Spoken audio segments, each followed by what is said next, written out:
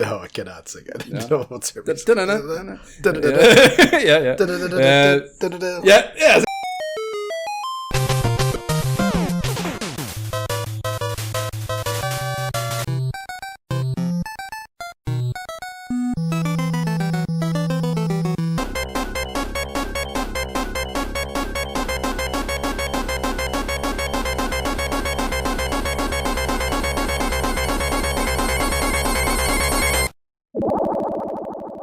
This is the Imperial Schools of Honor podcast.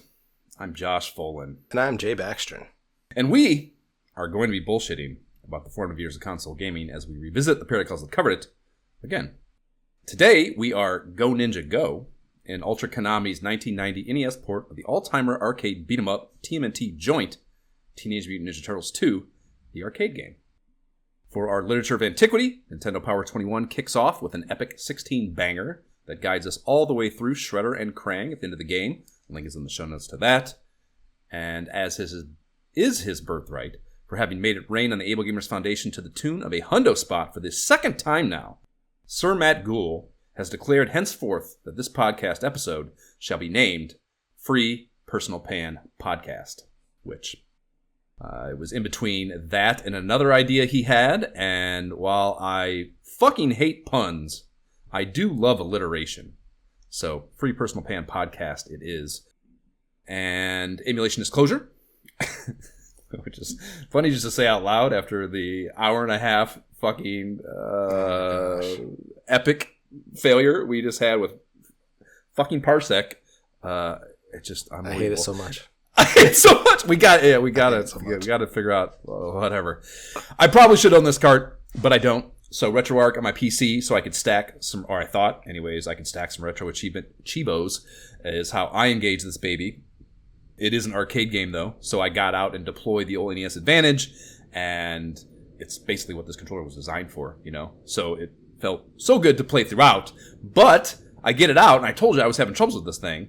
So I had a whole, speaking of dumb moron flowcharts, I get it out, I turn it on, just like the first time I'm fucking with the game, I turn it on, and it works, and I'm like, yes! Just, whatever, fortune smiles upon thee, no bullshit, I can just play NES Advantage, great! And so I do something, I was just getting a screenshot to change the fucking cover photo on the Facebook page. It was the only thing I turned it on for, right when I was getting my note infrastructure in place. And I do that, I get the fucking thing, I get the photo, when I come back the next time, it's not fucking working. I'm like, oh, you motherfucker! You know? And so I do a million fucking things. I wasted literally an hour of troubleshooting then, too, because I so badly wanted this to be part of my life. And I end up just basically accidentally unplugging.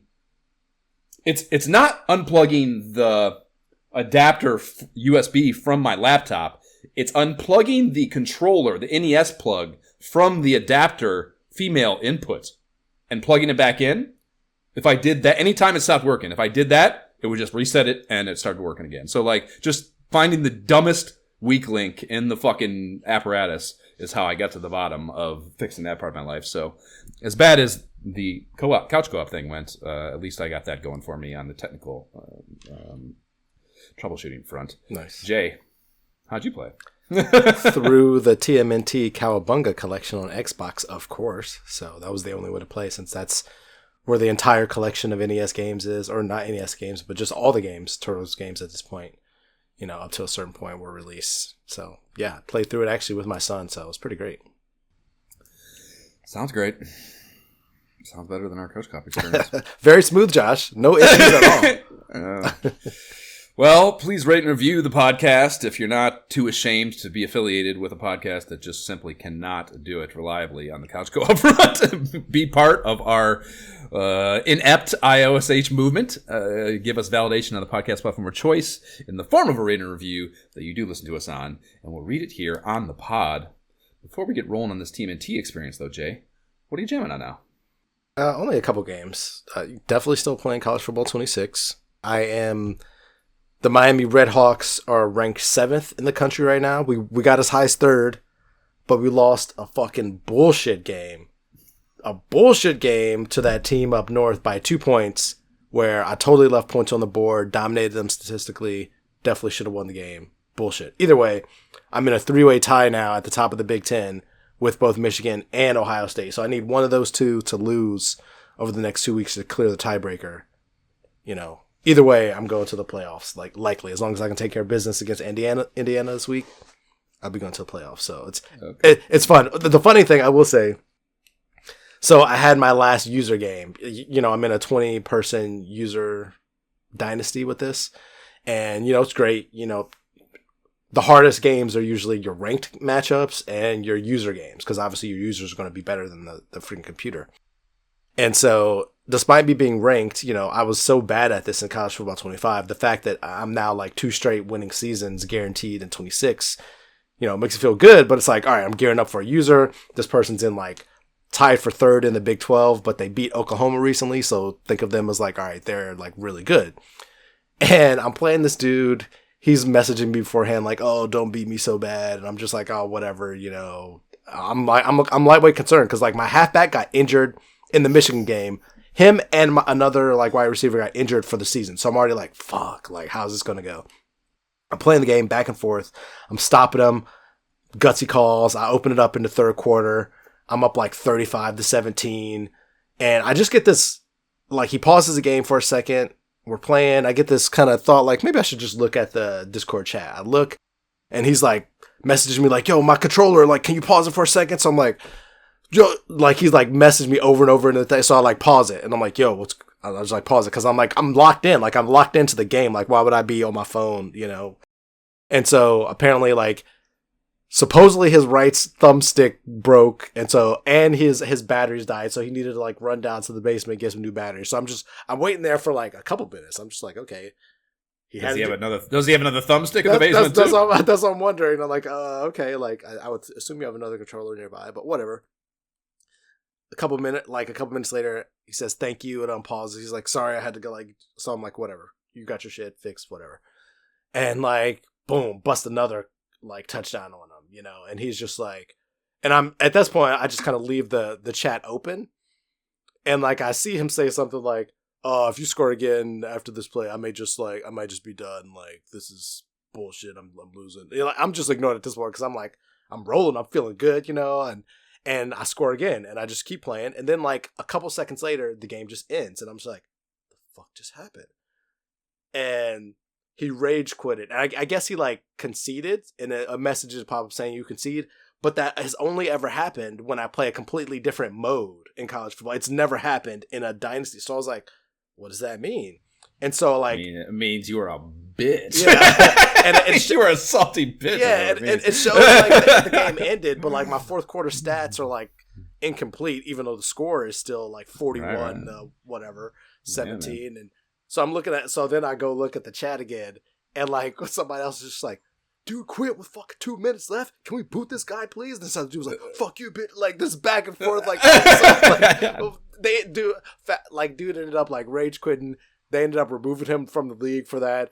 And other people were just like, man, great job, gentleman, JB. Sorry, your stats will like save. And somebody else was just like, what? They were thought, oh, it was great. Jay, in my head, I was thinking that story was going. I completed it as you were going, or as you were getting started. I was thinking and maybe even hoping that you were going to tell me like that happened, like the pause thing happened, and like you made up these stories about whatever it is, fucking control shit, and then like from there on out, his performance just like ticked up and you ended up losing, or at least being close. And I thought the end thing was going to be your assumption or hypothesis that he had gotten someone else to step in and play for him, and he was like waiting for that person to get there or something. That was what I was hoping for. Crazy. No, after he changed batteries, did whatever. I don't know what the deal with the stick is. Did not help perform. It was not equipment based. Yeah. It was funny though. The various people backing me in the chat all of a sudden just like, take your loss, like, man, what the fuck is this? Like, he's rage quitting again. Like, fuck that guy. I was like, oh damn, I don't recall the last time somebody rage quitted in that chat, so I don't even remember, but it's very funny though. Great. Anyway, so that's pretty much that. And then I found some, I actually bought Catan on sale. Like, have you ever played, popular board game, Catan? I know it. Yeah. We all the time say we probably should. Yeah, I'd seen a coworker playing it online, and you're in my friends list, and I kept hoping for sale because I was not going to pay like $30-$40, whatever it was. I was not going to pay it, but it went on sale for like $3.99. So I snagged that bitch immediately, and it's kind of like my chill time game now. Clearly nothing fast paced about it, and like it's way faster than like a normal Catan game where you're just playing for hours potentially. And so like it's nice. It's nice, like, and also just no setup. Yeah, like the quick game. Like I don't have to do the quick. I can just do a quick setup, and it like kind of adds it. So much better. So much better. So that's definitely been like, instead of Halo when I need like some chill and I'm like after work I need to just kind of decompress, I'll just play a little Catan. So that's been nice and unexpected. But other than that, like the only game that I've been playing or had time to really play is a new game that's come out on Game Pass, and it's called Ball Pit. I've heard of this. You've heard of it? Talked about a lot, yeah. Yeah. I don't know really anything about it, but I just know I've heard that it's like caught on. Yeah, it's a weird game. That is what I've heard about it. That it's like a really unexpected, like simple. It's a simple concept, right? It's like basically it like at its base, it's really like a continuously scrolling vertical shooter. Like basically, like you're just like a character. I was definitely thinking like cup and ball. I mean, like you're a character on the screen. And your screen's just constantly moving, but enemies are constantly coming down at you, kind of a thing. And you have a gun, and you can move it. You can aim it left, right, forward. I mean, basically left and right, and it can bounce off the wall. And as you go, like you have a meter. As you shoot enemies, they drop things. You grab those as you're going, as the screen is moving, and then you level up. And as you level up, you grab different abilities. Like you can grab a freeze thing, and it shoots like a freeze ball, which freezes enemies. And once they're frozen, you do more damage. Or a lightning thing, which strikes 2 random enemies. So it's like a lot of other games. Instead of just like walking around the screen and enemies coming at you, it's just like the vertical scrolling version of that, and you're just kind of shooting back and forth as you grab different weapons. Vertical shmup horror game. So is the Ball Pit? Is it supposed to be like Ball Pit, like a fucking Chuck E. Cheese ball pit? No. No, it's weird. So the weird part about it, outside of that, which is like the core gameplay mechanic, like after you finish a run, because like if too many enemies come, they hit you over and over and you die. If you don't retry, you can return to base. The thing is, when you're down there, you're shooting at enemies, you are technically in the pit, and so you come up on this like giant elevator thing. It's basically lowering you into the pit each time. But like when you come up, you have like a little base, and you can build houses and different places in your base.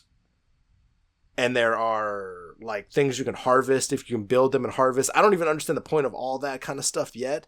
But as I'm going along, because it's weird, like the core gameplay mechanic is you're in the pit doing the vertical shooting thing, but then you come out of it and it's like, what am I doing in this base? And it kind of throws you off. But at the same time, as you play levels and kind of go over and over, it's pretty much you go down, play through, fail or not, come back up, harvest, like build something, harvest, and you go back down. It's kind of back and forth. And as you're in this base area, the different buildings that you can build, and you get plans while you're down there in the pit as well. So like you can build different kind of buildings and expand it. And once you do, you get like more intelligence or faster speed, like these little things. Like I can't really tell much of a difference yet because it's not as straightforward as I would expect it to be, like the things that they're doing. But I know that they are boosting me and adding things to my run. So it's sure. Yeah, so it's fascinating. Like it's a weird little game, but it kind of hooks you in. I guess it's the best way I could put it. So yeah, it was definitely not quite RPG. Like it doesn't really quite go there, but it just has little aspects. Sure. It just gives you progress. Yeah, perma progress of some kind. Sure. Yeah, I don't remember. Probably the only thing I listen to that's like industry wide is fucking that cheap ass gamer shit. So probably them. But yeah, they were talking about in the context of like basically how indie titles thwarting the AAA industry left and right as far as like the cost to success ratio goes. Oh yeah, for sure. But yeah, man, that's all about. That's pretty much it. I was thinking about throwing on a VR headset yesterday, and then I got busy. The kids got home, and that changed the whole trajectory. Sorry to hear that, man. I have on my end so many activities. So much is going on with the VR space as far as games dropping and whatever. Maybe it's just my own personal whatever flow as well. But there's also been some new stuff, and there's a lot more new stuff coming out. That's kind of like whatever, highly anticipated shit. Some that I care about, some that I don't. But for starters, the first day I played a bunch. I mean, it's been a while since we recorded an actual base ep because of the side quest completion tangent we went on there. But I played my fair share of Bayou Billy on the NES for that guest. I did that guest spot on the Still Loading Pod with a fellow Josh, and that was a game that like I just knew we were never gonna fucking do any. There was just never. It's just not a good enough game, and like the context of that is obviously a lot less intense than our fucking gameplays for games or game episode games. So our game episodes coverage, whatever. And yeah, so I played a shit ton of that, and I didn't quite beat it, but I definitely got further than I ever gotten in that game. And it is a bad video game, dude. It's a really bad video game. Yeah. Obviously, if you want to hear me rant about that, listen to the episode. But because it's a game I have this weird, that's of course part of what the conversation was, is kind of your personal relationship to it. And that's a weird game because I acquired that game myself. Like I either bought it off David Camargo or traded for it or something. And I want to say maybe like 6th grade. So like late NES too, like right before I would have gotten my Genesis probably. And it was a game that like intrigued me enough to like seek it out myself. You know what I mean? It's not like I didn't have any parental intervention in acquiring that. I bought it with like lunch given money. To you as a Christmas present, right? Yeah, I bought it with like lunch money or however I would have acquired a few bucks. I'm sure I didn't spend a ton on it. Probably because Camargo was liquidating his NES collection because he already had the Genesis. Would be my guess. I don't remember that clearly, but anyways, yeah, I had this like I like wanted it, and like it seemed cool to me, and like the multifaceted aspect of it is something that like appealed to me at the time, so it was kind of one of those games that like I, because you personally invest in it like that, and as a kid every decision is so much more it's just so much higher stakes. Right. Spending your money on something and like making a choice, and like not only making a choice but making a choice publicly, with like other kids know that you made this choice, whatever, and like who knows, whatever, all the emotional stuff that goes into that. But yeah, that's an interesting aspect of it. And yeah, I just whatever. It was a cool conversation, and yeah, he's a good dude too. So that was fun. I played a little bit of that, and he actually has that is something he was just on, or not just on, but he did a guest spot on Pixel Project Radio on Outer Wilds. That was one of the best. It was very relatively recent. And it's a 3-part series, and that's a great podcast too. That guy does really cool deep dives on modern games, and that is something I would highly recommend just to like give a reco on something cool that someone I just worked with fucking in their back catalog.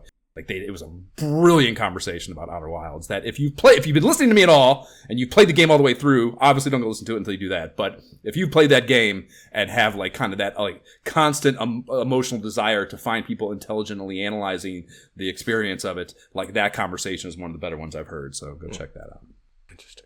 Anyways, so the big thing, probably honestly the biggest thing, whatever I haven't played a ton, as much of VR as I would normally play, because I found that fucking RetroArch achievement shit. So I've been on this Chivo mission, dude. Like trying to like, the games that I have like really, whatever, that mean a lot to me. I played a lot. I really have an affinity for going back and trying to master those, because the Chivo lists are fucking interesting and weird, and they make you do stuff that you normally wouldn't do to play the game. It's just a different way to play video games, basically. So like I started with like Diddy Kong Racing was one, and I like got into that, and like I have so much nostalgia for that, and I love that game.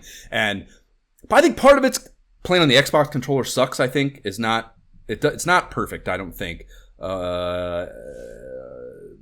trying to emulate the N64 controller. So like a lot of my N64 experiences are, I think, a little more challenged than they would normally be because I'm using that controller as opposed to just something else. I think that would work a little better, hopefully, maybe specifically a fucking N64 controller, of course, right, given that's such a unique controller design. But whatever the case, It could just be I'm old and slow now, also. And not good video games, but I got into that, and I was like, that was the first one, and I was like, this is a game I love so much, and I love the story mode of that, and I was like, I'm gonna master this one for sure. I'm gonna put in the work. Like, I got into fucking like the harder races against TT, which are like, he's like the fastest NPC basically, and like the upper echelon challenge of that game is, you play the whole story mode, all the courses and all the worlds. You get all the the balloons from that, and then you can do that a second time after you've beaten Wizpig, the final boss. And then also, even harder than that, as far as like how fast can you run these races, is the shit against TT, which is he's like a little alarm clock, or a stopwatch rather, and smoked. Fucking just smoking me. Like, like, you finish the race and you're just like, you're not, no way am I ever gonna finish at that time. It was just never gonna happen. So that was one I dropped, but that was my first experience, and it was funny how much time and effort I put into it, only to learn that I wasn't going to master the game. Ever. It'll never happen. You don't want to take the time? You didn't want to just invest? I don't think there's amount of time, dude. I honestly, I seriously, and again, it'd be, it's the same thing as like Mike Tyson's Punch On. It's like, if I try this on, maybe there is like some technical friction here that I can get around, and maybe that explains it.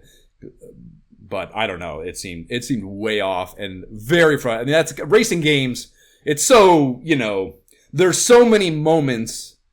Like the games I'm really enjoying for this, I guess I'll get into that, but like are the ones where they're not, basically, that don't require me to be good at video games, because it's so frustrating. Because some of these fucking things, they like make you, the whole point is to make you play through the game more than once, really. Like the idea of mastering it is often based in these Chivo sets in something that like makes you play it a few times, it makes you play it different ways, and like makes you forego things maybe that like would be easier to play the game with, so the whole play experience of the game is harder, and like that takes a shit ton of time, of course. So in the case of these, these races are like 3 to 4 minutes a piece, maybe. I don't know, maybe I'm exaggerating there, but it's not just like do one little thing and you can just try that over and over and over again. You have to like play a whole race, and like a fucking race is like, there's so many different moments in a race. Right, there's so many different moments in a race that can go sideways, basically. So like, to get it all right and have it all line up the way you have to get the achievement in these cases, right, in the racing games makes me very angry. So so like, these kind of games, I think, even though there are some of them that I would love to be able to do this dumbass box checking for, I don't think I'm built for that, putting in the time on those kind of games.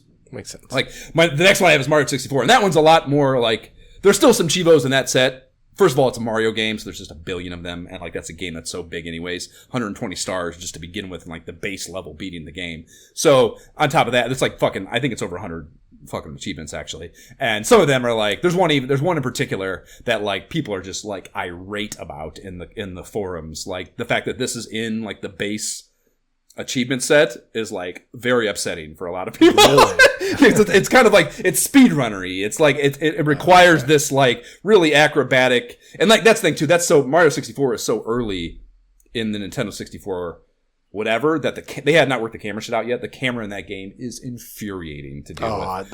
Yeah, it's so frustrating. It's so frustrating. And like I'm playing Banjo-Kazooie with Amy as a couch co-op thing, and like that's a little bit further down the line, and it's the same concept. You're still dealing with like it's that exact same like game format, but they figured the camera thing, it's still not good. It never gets good, I don't think, on the Nintendo 64, but it does, at least, it's better and tolerable, at least more tolerable. And yeah, in Mario, it's infuriating at times. So that's something we actually fell off with, which is interesting because Amy and I relatively recently played that whole game all the way through, like right before I moved to LA, I think. Really? We 120 starred that game in my bedroom back on fucking 50th and 9th. So I thought that one would be one we could do together, and we got into that and like super annoyed and pissed off. So we ended up dropping that as well. I picked it back up myself, and I'll probably at least get through like the base 120, again, but whatever. So from there, like I started kind of like that got my fucking really burn on this. I started looking at like trying to find games with Chivo sets that are like whatever. Like I've mastered Dragon Warrior. I did that one. That one's super fun and kind of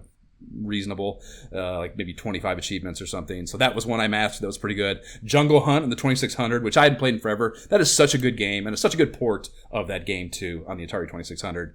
I was able to I mastered that in like 4 minutes or something, like under 10 minutes, just pick up and do it. So that was good. Shadowgate I mastered that. And that's a perfect example. Like there's, that is like, you're literally just doing a bunch of weird stuff and dying a bunch of different ways. And like, and it's cool too, because I mean, there's still some frustrating things, and you still got to like, there's one of like beating in a certain amount of minutes and whatever turns and only use 3 torches or something to beat the game. There's shit like that. So it is kind of stakes filled. Like you can't just fuck off and get all these things, but it's still obviously not the same as a fucking racing game or something. It's turn based to a degree. And it just makes you play like a game that I thought I had seen everything in and done everything in and wrote for the most part. It makes you go all the way to the boundary on all aspects of the game. And a game like that I, again, have so much love for and so much nostalgia for, is really cool to play it that way. So that's just a really cool thing to find. Like I did that for Adventure. Same thing, Adventure on the 2600. And actually, for the first time in my life, because of this dumbass thing, I got off my ass and did the work to find that first Easter egg that's ever been in a video game thing. And it was part of it? That was one of the 12 achievements, So yeah, very cool. I saw that for the first time. Never would have done that without this, even though a few years ago, I picked that game up and like finally got into it. And I think we talked about it in some fucking jamming episode at some point that like that's actually especially in the 2600. Mm-hmm. It's a really impressive video game. Like, yes, it takes a ton of imagination to see it for what he's trying to get it as, and you got to read the manual and all that bullshit. But there's enough complexity to it that it really was an incredible achievement, I think, on the 2600. And it is fun. Like that's even today. Like at least me, I found it to be fun. And that's impressive. Right. How basic that looks. It's, I think, a really impressive accomplishment. So that Metal Gear is another one, ton of affinity for. That one's got 97 Chivos. You're not going to finish it. There's some, it has a bunch of shit. Like I did 62 of the 97, like kind of just beating the game. And the last third of them are like stealth based, which you didn't play that game.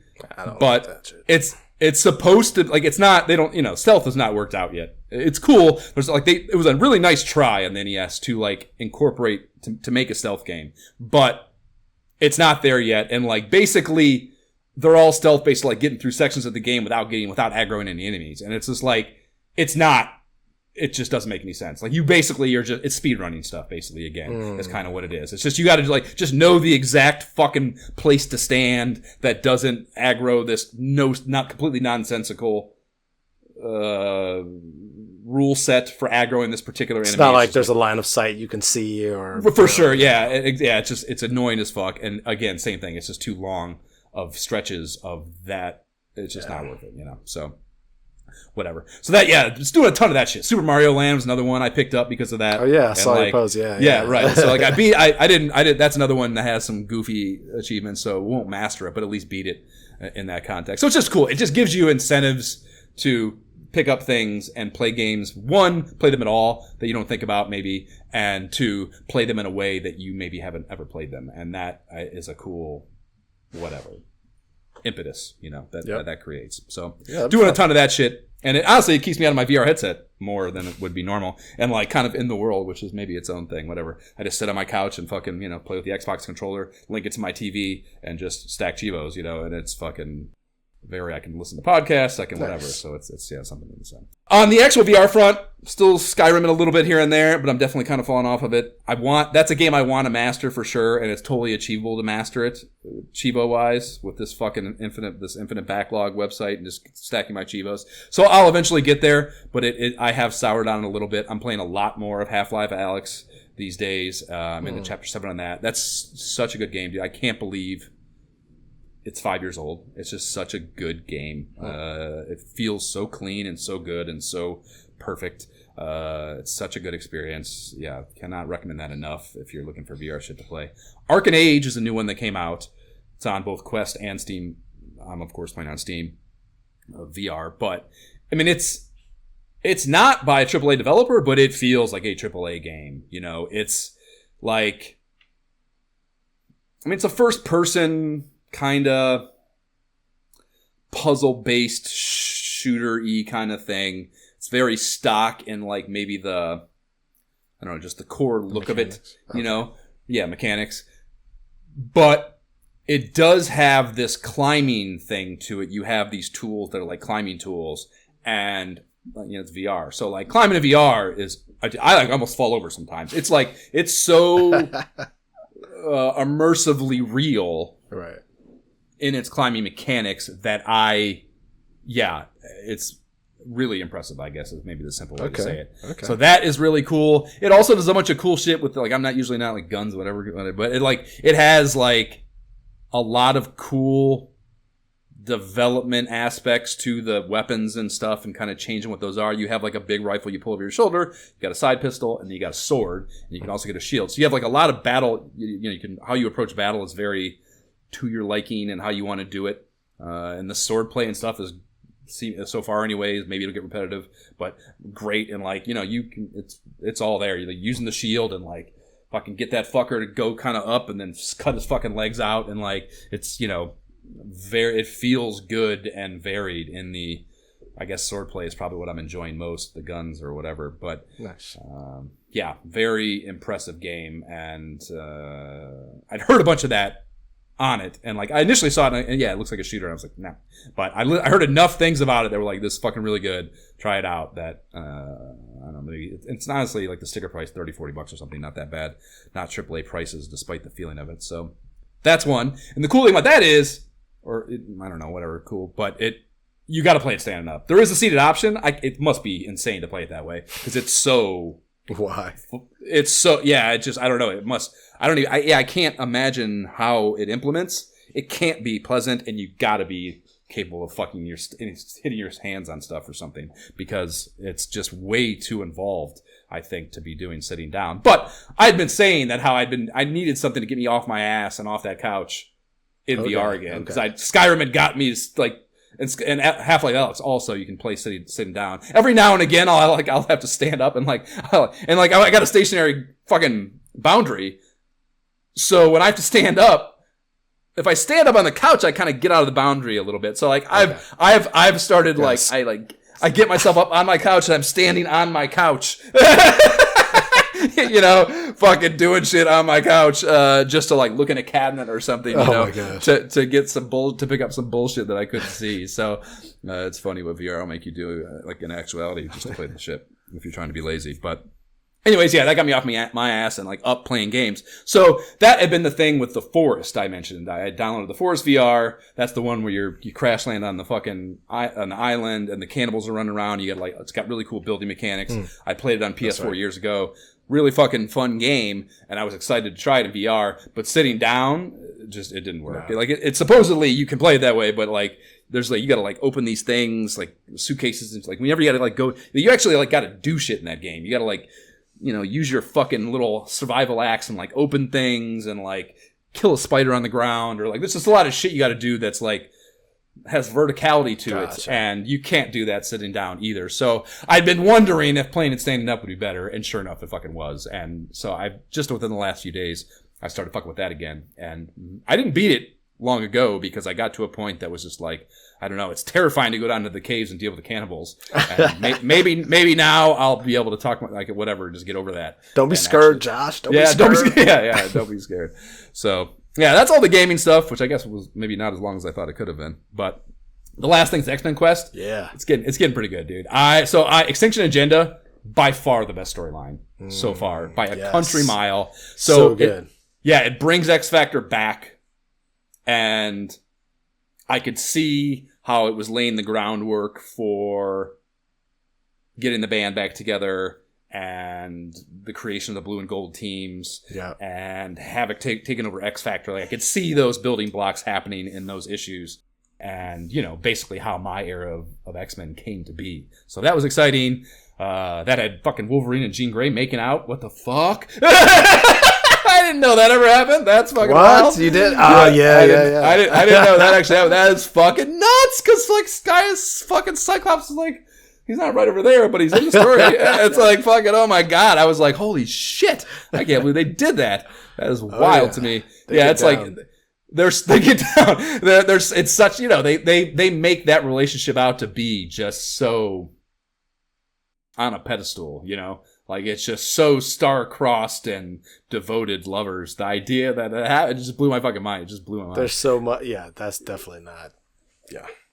That's definitely not the case throughout their history. There's so much. I feel like they're much more often not together than they are, like, as you go down the timeline. But okay. Yeah. Well, yeah, I mean, I'm pretty close to where I get off the timeline. So, yeah. I know. I don't know. Honestly, I can't. Whatever, who cares about that? So that's going on. And I got to issues 274. It was right after that, actually. Okay. And that was, I said before, it was my first issue.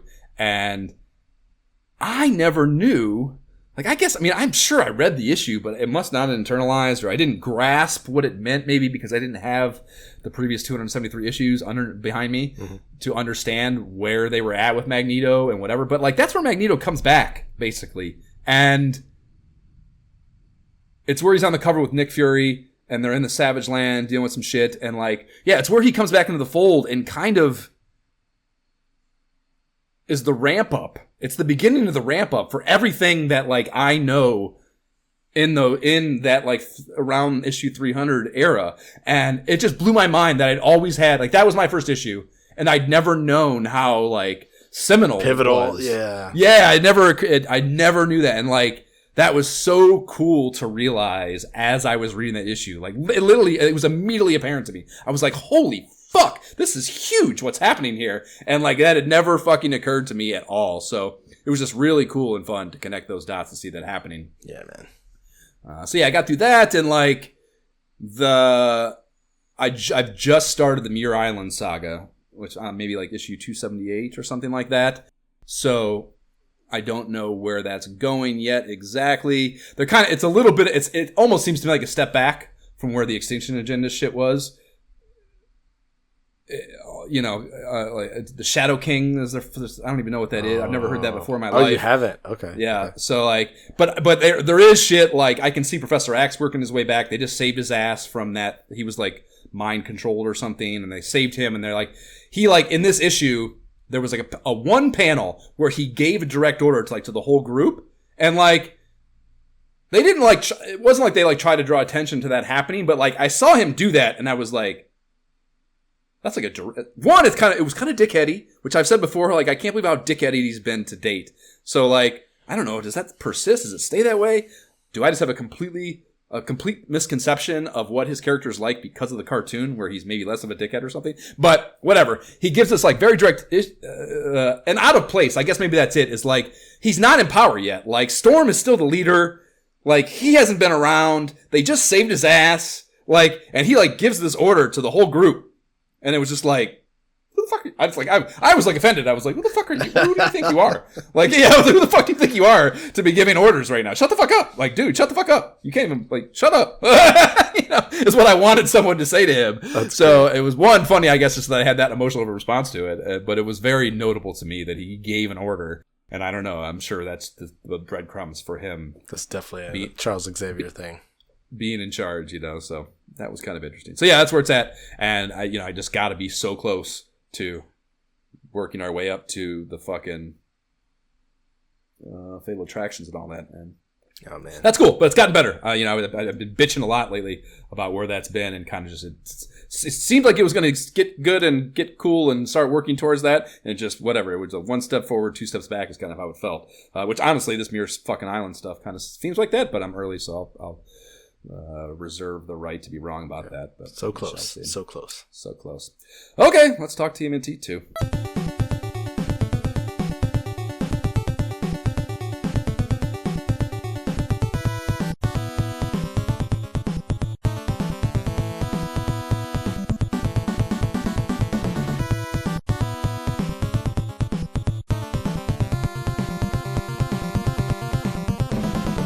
That is Scene 2, Part 2 theme, of course, from Teenage Mutant Ninja Turtles 2, the arcade game, bringing us into this playthrough. Let's get it.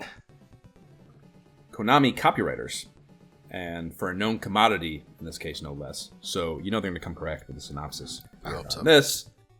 So this reads, welcome to the crime-infested boroughs of New York, where one wrong look at the right person can be your last. But the Turtles sleep contentedly, for they've made Manhattan a safer place for all, especially since they've sent Shredder to the local landfill, or so they think. While dreams of pepperoni pizzas dance in their heads, the Turtles' worst nightmares, blast into Earth's atmosphere. 2 intergalactic bounty hunters have been attracted by the price that Shredder has placed on the half-shell heroes' heads. Shredder's alive and looking for payback.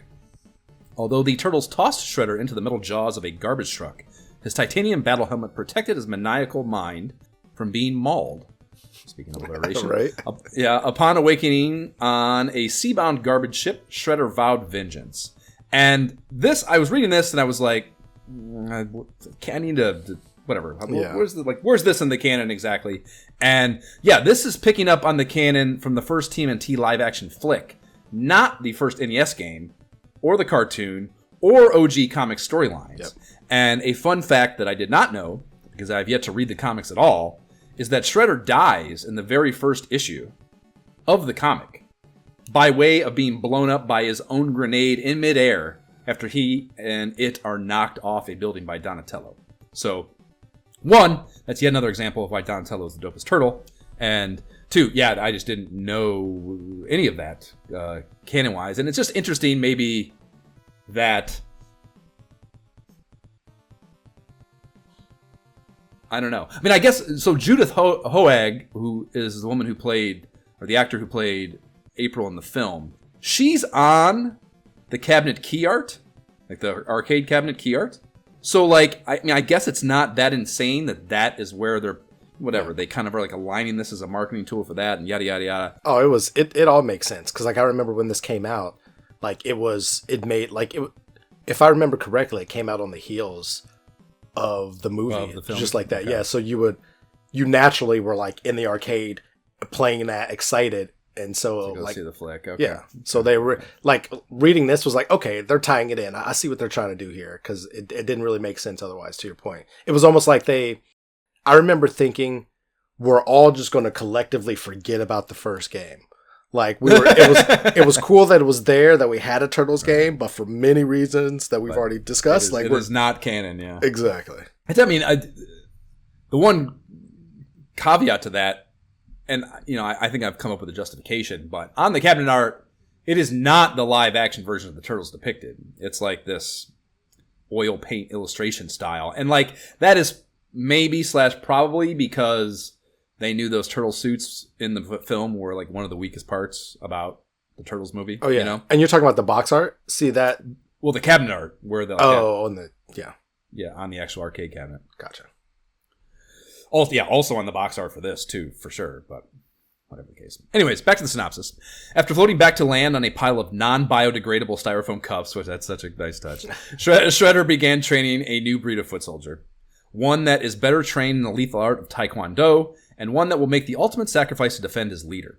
But that was only the beginning. Shredder journeyed through the universe via his translocation matrix beam, recruiting top bounty hunters. He chose 2. Tora is a 10-foot, half-ton blizzard beast who, in 2,000 years, has never known defeat. Journeying from the distant ice planet of Tragladoon, he has come to Earth needing only one weapon, his devastating claws. His partner in cosmic crime is Shogun, an inhabitant of Sector 6 in the Dead Star Zone, and the mastermind behind the ultimate galactic sword. And that's not all, folks. Shredder and his professional punishers have again captured April O'Neil and plan to use her as turtle bait. Fail to save this lovely journalist, and that's all she wrote. Shredder's 10 levels of terror, with a lethal leader at the end of each one, are the deadliest the Turtles have ever had to face. Even if you survive the 8 action-riddled arcade arenas, you must still contend with the 2 new unbeatable bounty hunter stages. But Turtles stand ready to fight through this shell-squashing mess. For Splinter has taught these Turtles to fight with the ferocity of a lion. It's a lame closer, I think, given all that amazing copy throughout, And yeah, they do it so much, of course, just to check that box probably for Nintendo wanting something different than the arcade version, yada, yada, yada. But I thought it interesting that they even interwove those 2 new stages and the 2 new bosses at the end of them into this like synopsis, that they're like their existence and Shredder going out and finding them is like, you know, a pivotal part of the setup for this was surprising to me. I expected it. I guess it's just a good job, really. I expected it to be more, to feel more like just some shit they added. Yep. To check that box, you know what I mean? So I guess it's to their credit is maybe the simplest way to say that is. Yeah, they certainly did not have to take the time to do that, so I'm glad they did. So what kind of game is this? As if it's not in the title. This is an arcade beat 'em up of the best kind. We'll talk about it. I still have my opinion, I think, about NES beat 'em ups, but we'll get to that. Dude, so I will say, after I played all the way through this, with my son, and then after that, me and Zeke and Ezra both played, since we had the Cowabunga collection, of course, played the actual arcade version. And it's pretty faithful. I mean, the arcade obviously still had the better graphics and kind of all that, but it's a very faithful rendition. So, yeah, I mean, to the NES, no less. Yeah. You know, you don't expect to get a 1-to-1 at all. So, I think they did I agree, a pretty good job of that. If that doesn't still leave some things to be desired, maybe in gameplay in general. But true. One thing at a time. This was released in roundabouts December 1990. No exact date, despite this being one of those properties that you'd think maybe would warrant someone definitively getting to the bottom of that. But we call that December 1st, around these parts. And whatever it was, whatever the date might have been that it actually hit shelves, you can bet your ass it wasn't the 26th. You know, Konami, they had this. Yeah, they had this shit available for parents to stick under Christmas trees that holiday season. $100, you know. So facts. That is where that happened. And on the cover art front, it is the 4 turtles on skateboards busting through a brick wall, Kool-Aid Man style. And the illustration style, is I kind of felt you like me brushing around the periphery of that a moment ago when we were talking about the arcade cabinet. But yeah, it's in the style of the cartoons, not the oil painting stuff on the arcade cabinet. So again, you just get some, I don't know, an amalgamation of the IP to some degree, you know, that isn't like defined specifically for whatever they're supposedly doing here. I feel storyline wise or whatever. The title treatment that we see across all branding, that is fucking, what's the word? Jesus Christ. Consistent. The branding is there. Right. Written in green turtle shell font. But there is a Roman numeral 2 tacked on the end, and it's kind of unbalanced. Like, I feel like they should have maybe rejiggered it a little bit to make that look a little less goofy, but picking apart the marketing, obviously, there. The arcade game is below that in the same banner style Teenage Mutant Ninja Turtles goes in the logo normally, so they did that a good job of working that into it, you know. The free Pizza Hut personal pan pizza coupon inside is mentioned on a 3D box obscuring and disrespecting Donatello. And then it does say they're void in Quebec and Mexico, so fuck you guys. Rude. Yeah, and the back of the box has 5 screenshots. A couple well-known bosses, Rocksteady and Krang, are in there, as well as a nice swath of stage backgrounds. So these are mostly solid choices, in my opinion. The copy blurb back here is a unique, abridged rundown of the story, characters and game format. One line really popped out to me. A clan of over 700 Taekwondo turtle terminators who have once again captured April O'Neil to use as turtle bait. And I presume, the reason that popped out to me, in addition to the good copywriting, is I presumed that was an accurate accounting of the total number of baddies that you must frag over the course of the 10 levels. And I liked that idea that they, you know, counted that and that they were using it as like a marketing tool to say how much content is available here. And it gave me the idea of a very fun infographic depicting this total number as a way to compare beat-em-ups. You know what I mean? Would be a fun infographic thing, you know. River City Ransom, TMNT, Double Dragon. How many total people do you beat them up over the course of the game is a super fun infographic comparison, I think. Just some bar charts there. The manual is 18 pages, color cover, and black and white innards. Only 10 of that isn't bullshit, so this is rather lean for a property with this much lore. But then again, this game is just a... Really? But I appreciated it, because it's like, what more do you need to know? Like, exactly. I mean, it's just button mashing 700 sprites into smithereens and a little less, so 10 is probably all you need, you know. And after that synopsis, we chopped up already. There's a page of gameplay particulars on page 3. In the lives blurb, there are 2 things to note. An extra life is awarded every 200 Foot Clan disciples you murk. And then in couch co-op mode, if you run out of lives and the other player has an extra remaining, you can steal that shit by like Contra style by hitting A. And we didn't employ that because we couldn't get it to fucking work, but I probably would have been using your lives, I guess maybe is what's to be said about that, given how my experience with this went on like the base level get Chivos cheats situation. I mean, we did that once on my playthrough just because we both had, I had 0 lives, my son had 1. So once I went out, I took his because we wanted to get to the point to restart, and we kind of, it waits until both people die before you. So it's kind of just like, there's no point to like, just. You're going to continue. Yeah, for sure. Yeah, no, that's definitely a strategic usage of them. I agree. Page 6 is our turtle breakdown, complete with jokes. No, the Turtles' agent didn't force them to appear on a sappy game show. This is your select turtle game screen. So let's quickly blow through these in the manual to break down our turtles and how they describe them. Jay, you obviously are taking Leo. I don't want to talk about him. Leonardo's the head honcho. He enjoys giving splitting headaches with his katana blades. Then we got Raphael. Raphael's weapon of choice is a bad attitude and dual side daggers. Or no. Am I supposed to read that? You read Michelangelo. That's fine. Michelangelo, when he's not cracking jokes, he's cracking heads with his mind-numbing nunchucks. Donatello, the brains of the outfit, call him a computer geek, and you'll be eating oak from his bow. So, by respect, put some respect on his name. Right. Some short and sweet on those. Page 8 to 9 are a screenshot breakdown of all the scenes, i.e. levels, titled The Screens of the Crime. And we'll get into those, as we always do, playing the game. And there's 4 pages of illustrated enemy goodness, enemies aplenty, which are the grunts, and the chairman of the horde, which are the bosses. That closes out, other than the game pack care and regulatory bullshit. We'll feed you that flavor copy for the enemies as we encounter them. Tell me about Game Genie codes that didn't make you feel like you were cheating. Yeah, so there's one code, and the reason I pulled this code is because it was very simple, and I didn't really look up Game Genie codes, because I wouldn't for this game, number one. But the great part about the Cowabunga collection is that, I'll switch my background after the segment so you can see it, but it has a number of cool features, and one of those, 2 of those features are, if you're looking behind me or watching behind me, is it shows basically the covers of all the original runs of Ninja Turtles. So this is the first one. What they're all like, the art style is really cool. They're all the same red bandana at first, so you can kind of flip through and see like how the titles changed. Still on my to-do to read at least some of those. Yeah, so I found that really cool. Like, I didn't know that was in there, and I just sat there with my son just flipping through them and like just noting all the differences and when they added new characters, and it was just really interesting as well because, like you said, Shredder dies in the first issue, but then also some other characters were introduced so much way earlier than I ever imagined. Seeing them introduced in like the early 80s. So that was really cool. So from a history standpoint, I found that kind of just took me down an area I never really looked through but knew about was the comic books.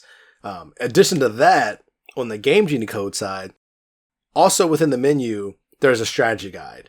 And so if you just like pop into the strategy guide, it has like 3 different codes.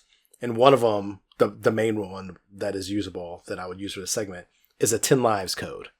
And so because it is the Cowabunga collection, there's a very simple button you press and you enable it. Done. You don't have to do anything. Like, it's right there. But like, you can do it. It shows you the code there. So if you wanted to and you're on OG hardware, you would press up, right, down, left, BA start, or select start if you're going with 2 turtles, and you would start with 10 turtles. And then each subsequent continue, you start with 10 turtles again. So great code, and that's what we used to go through. I would eventually anyways use it, because if you do that, you can't do the hardcore mode Chivos and RetroArch.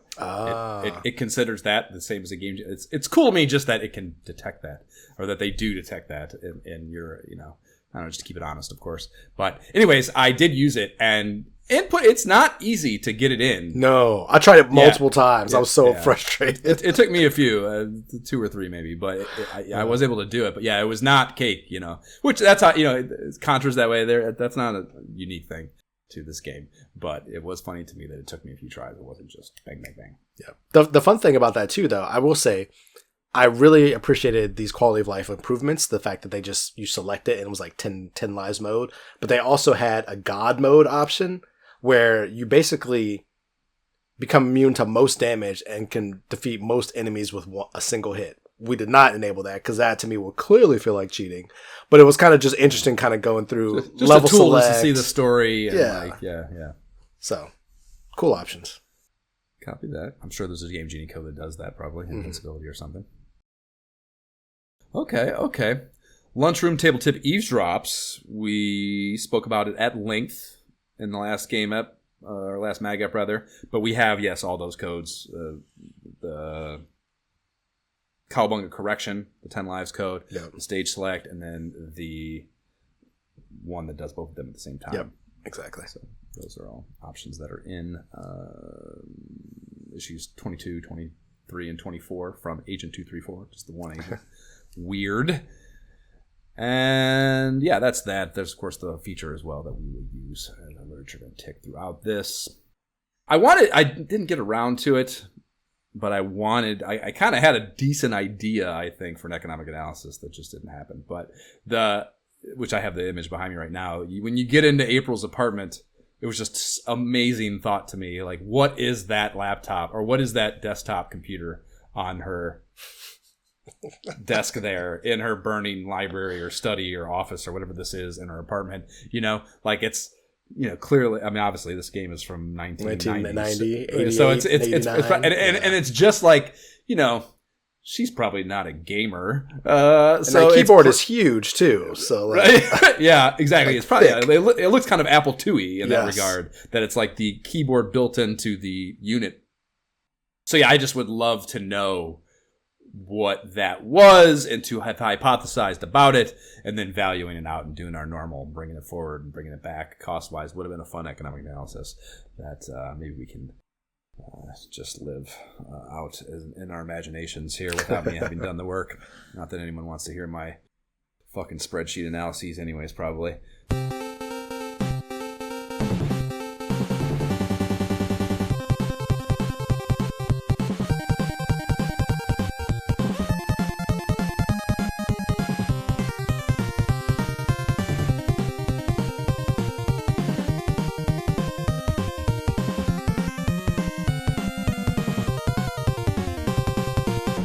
That is the Scene 2, Part 1 theme. And when we fire this video game up on the title screen, we get a whole screen and proforma legalese for a beat, and then it's straight to the title screen for a 1 or 2 turtle option set to get things rolling. A music devoid demo of the first stage with Leo's sorry ass, no less, will start up if you dawdle too long. Then it's turtle select time scored with a character select theme.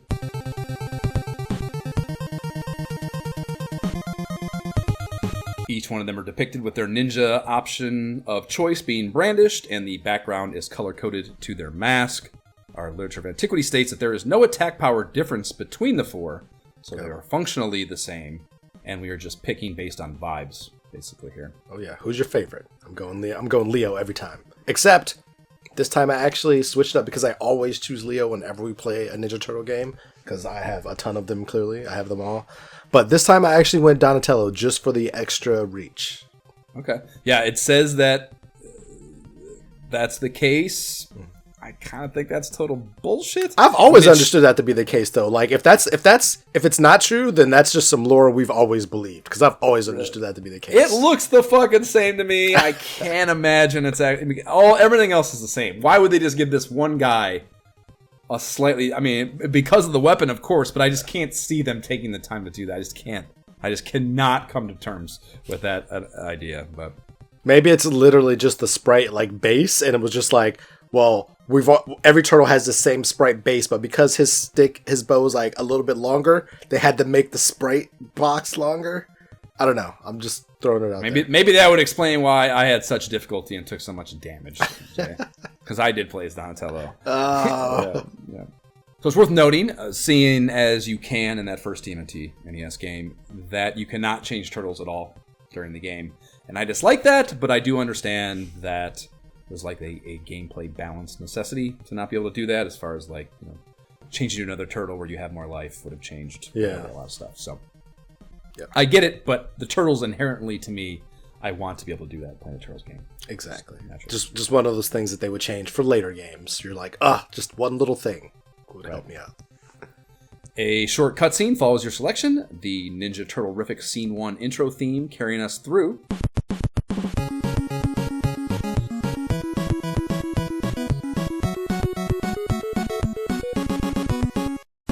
The four boys look out from an NYC rooftop, Splinter behind them at a building ablaze in the distance.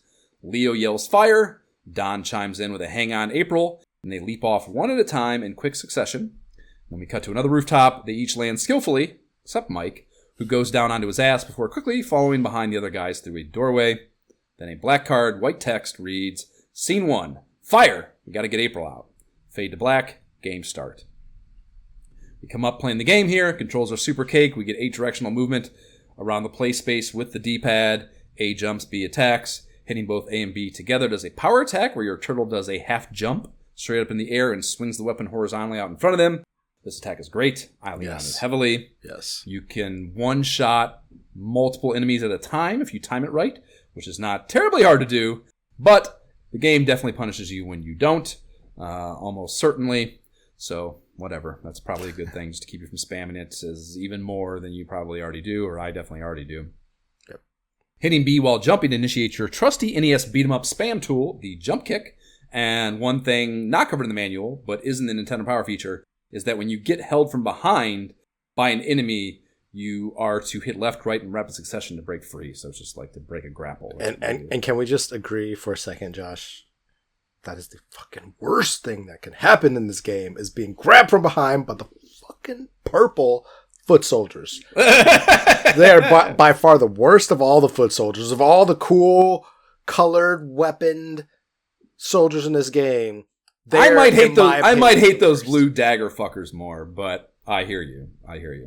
And yeah, honestly, when I say, the negative outcome of trying to do that power attack and not landing it successfully is often, yes, getting grappled from behind. Yes. So that is often the punishment for that. So I agree with basically all you're saying there, yeah. It's like you get a high risk, high reward situation. Right. Which, as it should be, that's, whatever. As much as this game can give you that. Yeah. So no further discussion required on controls. They feel and execute great. Hitboxes are all fantastic. Konami makes good video games in 1990. Duh. Done. The HUD is an upper 20% black strip with both Turtles as info in a box, arcade game style. Turtle name, kill counter, conveyed as PTS for points. Life bar, which is 12 units, and remaining life count, 2 at start if no codes are used. And you get every 200 points, you get an extra life. So we would definitely go hit those bad boys up. Yep. Well, if you can last that long, sure. Use continues, it gets reset. But the Scene 1 level is titled April's Hot Midtown Loft. And we, are in a high-rise residential building hallway. Fire everywhere, with foot soldiers busting out of closed apartment doors and entering from screen right and left. There are stairwells you can cross, or you do have to cross, that have massive black bowling ball kind of things, steel, whatever. Rolling through. Out of them and across the vertical width of the play area before disappearing. These will knock you on your ass if you don't get out of their way. It really annoys me that those don't damage the enemies. That really bothers me about this. And that's applicable to multiple things in this game. Yeah, the cars, I think, also same thing. And that's very annoying to me. So the Nintendo Power description for this level reads: they're green, they're mean, they're mutants, and their best friend April has been carried off by Shredder's hench ninjas. So what's a turtle to do? Kick some foot, that's what. The building may be in flames, but hey, you've got a shell. Nothing can stop you now. The foot soldiers come in all colors of the rainbow in this game. The ones we get in our starter pack here are the purples. These are the basic bitch Foot Clan grunts. The karate foot, they're called. They can throw shurikens if left to mill around long enough, but they also just kind of kamikaze at you and offer themselves up to the beat-em-up sacrificial gods. Yes. And the royal blue ones, and these are the fuckers. They wield little prison shanks. They'll stab you with if you get close, and they'll also throw them at you. Fittingly deemed knife foot. And these are the ones that I feel like their knives are a pain in the ass to deal with. And They throw them more frequently than the purple ones throw the shurikens, and for just these ones, I would often take a fucking pop from these when you would get the gangs of 4, and it just annoyed the shit out of me that I couldn't quickly enough deal with them to avoid that. There are white ones here. These are the katana. These ones were annoying to me just because of their jump.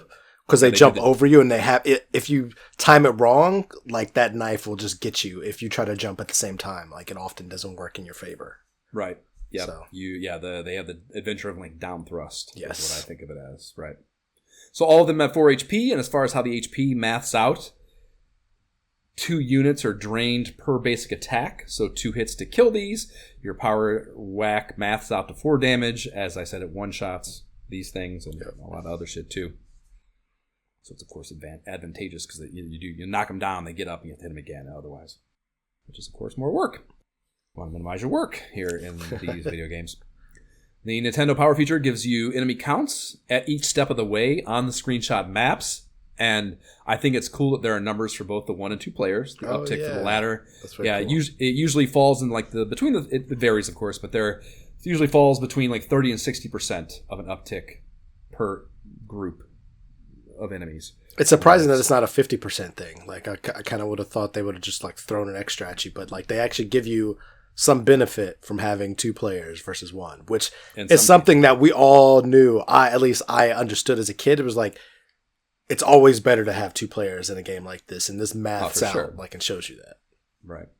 And they also have an enemy breakdown with little flavor copy blurbs and HP counts, on each one of these. And there is a manual description, of course, and the Foot Soldiers reads, trained in Shredder's Taekwondo gym, these maximum offenders are brainwashed to destroy the turtles at any cost. So these dudes are our proving grounds for the fighting mechanics we have available to us in this mutagen-fueled adventure. Some of the nuances I quickly settled back into, not having given this game a ton of attention in a while.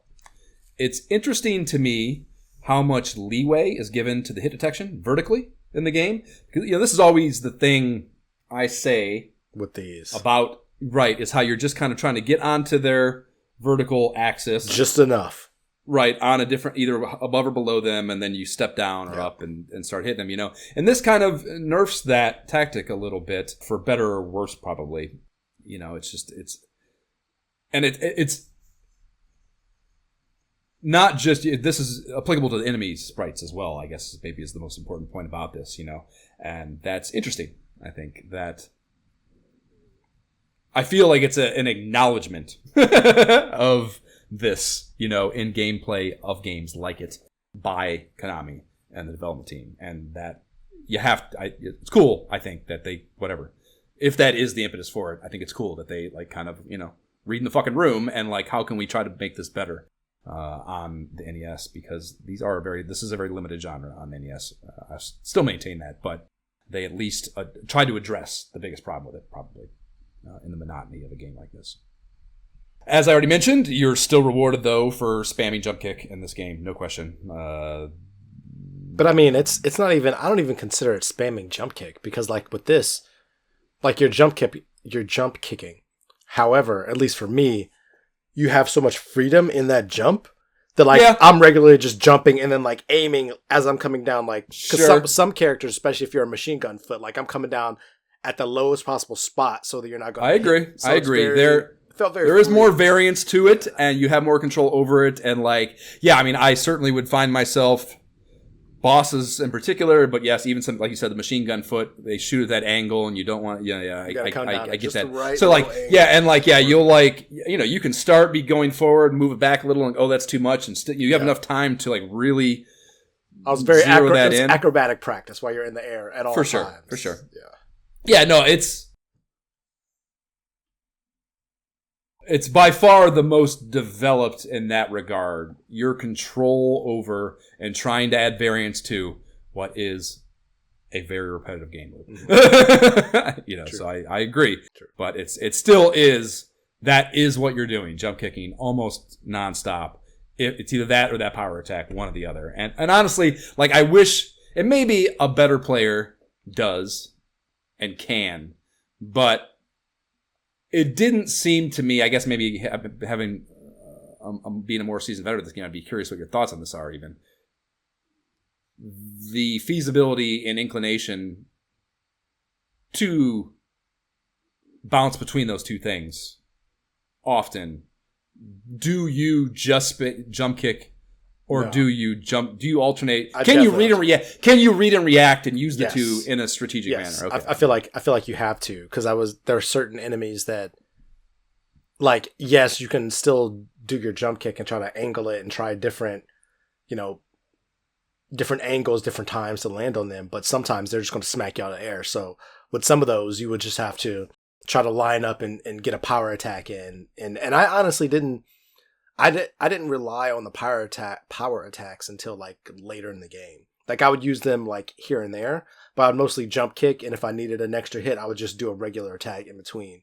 It wasn't until like certain enemies would come on the screen and I'm like, I don't even want to deal with you. Like, we're just not even like, I gotta go special just to knock you out and get you out of the way. Especially because of the fact you can get more than one enemy at a time with that power attack. Is the efficiency seeker in me just could not forego the advantage of that. Well, it threw me off at first too, because like one of the issues, I guess, with having so much Turtle game knowledge is like, I know there's a game later. I want to say it's Turtles in Time, Turtles 4, that penalizes you for using your special. Like, it's so much more powerful, but like it takes health from you. So like, I also was just very hesitant to do it, because in my mind, like, just out of habit. Yeah, because like I would get grabbed after a hit, and I'm like, did I lose health there? I'm not sure, so I just didn't. It wasn't until later, until me and Zeke were just sitting there playing it, and we were both like, wait a minute. There's no downside at all to doing this. I can assure you there isn't. Well, as far but as it still feels better to mix things in, you know what I mean, and not just spam something over and over. Right. Yeah, and the last thing I had as far as general gameplay stuff would be, the grappling thing and holding you from behind, like, frustrating, of course, but I think that is almost to its credit in that it does make you feel ganged up on, and like, just eliciting moment-to-moment emotional responses in a game, in particular that can be repetitive, is a good thing, I think. And it counteracts a little bit of what is a major NES limitation in that, you know it has sprite limitations. You never get any more than 4 enemies on the screen at once, and that's definitely not how the arcade game works. That's a far cry. Gosh. Yeah, right, right. So to make you still feel the gang up thing that this game is trying to do to you very often, that was a critical thing to translate and make work here. And it made the regular enemies a little bit more, like, even though they're fodder and they're basic, it still made you respect them. So you weren't just like, I'm smashing and I'm just going to not pay attention to what I'm doing. Like, you had the focus. Yeah. It makes I even have written down, like, it adds to the semblance of teamwork from the enemy AI. And that's a positive. I will say also on the note about like the sprite limitation on the NES, that was a funny and unexpected thing that I forgot about. So again, play through this with my son, 2-player, great. And then my youngest was just like, oh, I'm going to play with game with you, Dad, too. So I was like, you know what? Let's just play the actual arcade version right now, just so I can like compare it in my mind fresh, And so my other son, who had just played the game with me, was like, well, I want to jump back in too. So of course we're 3 players, which you can't do on the NES version.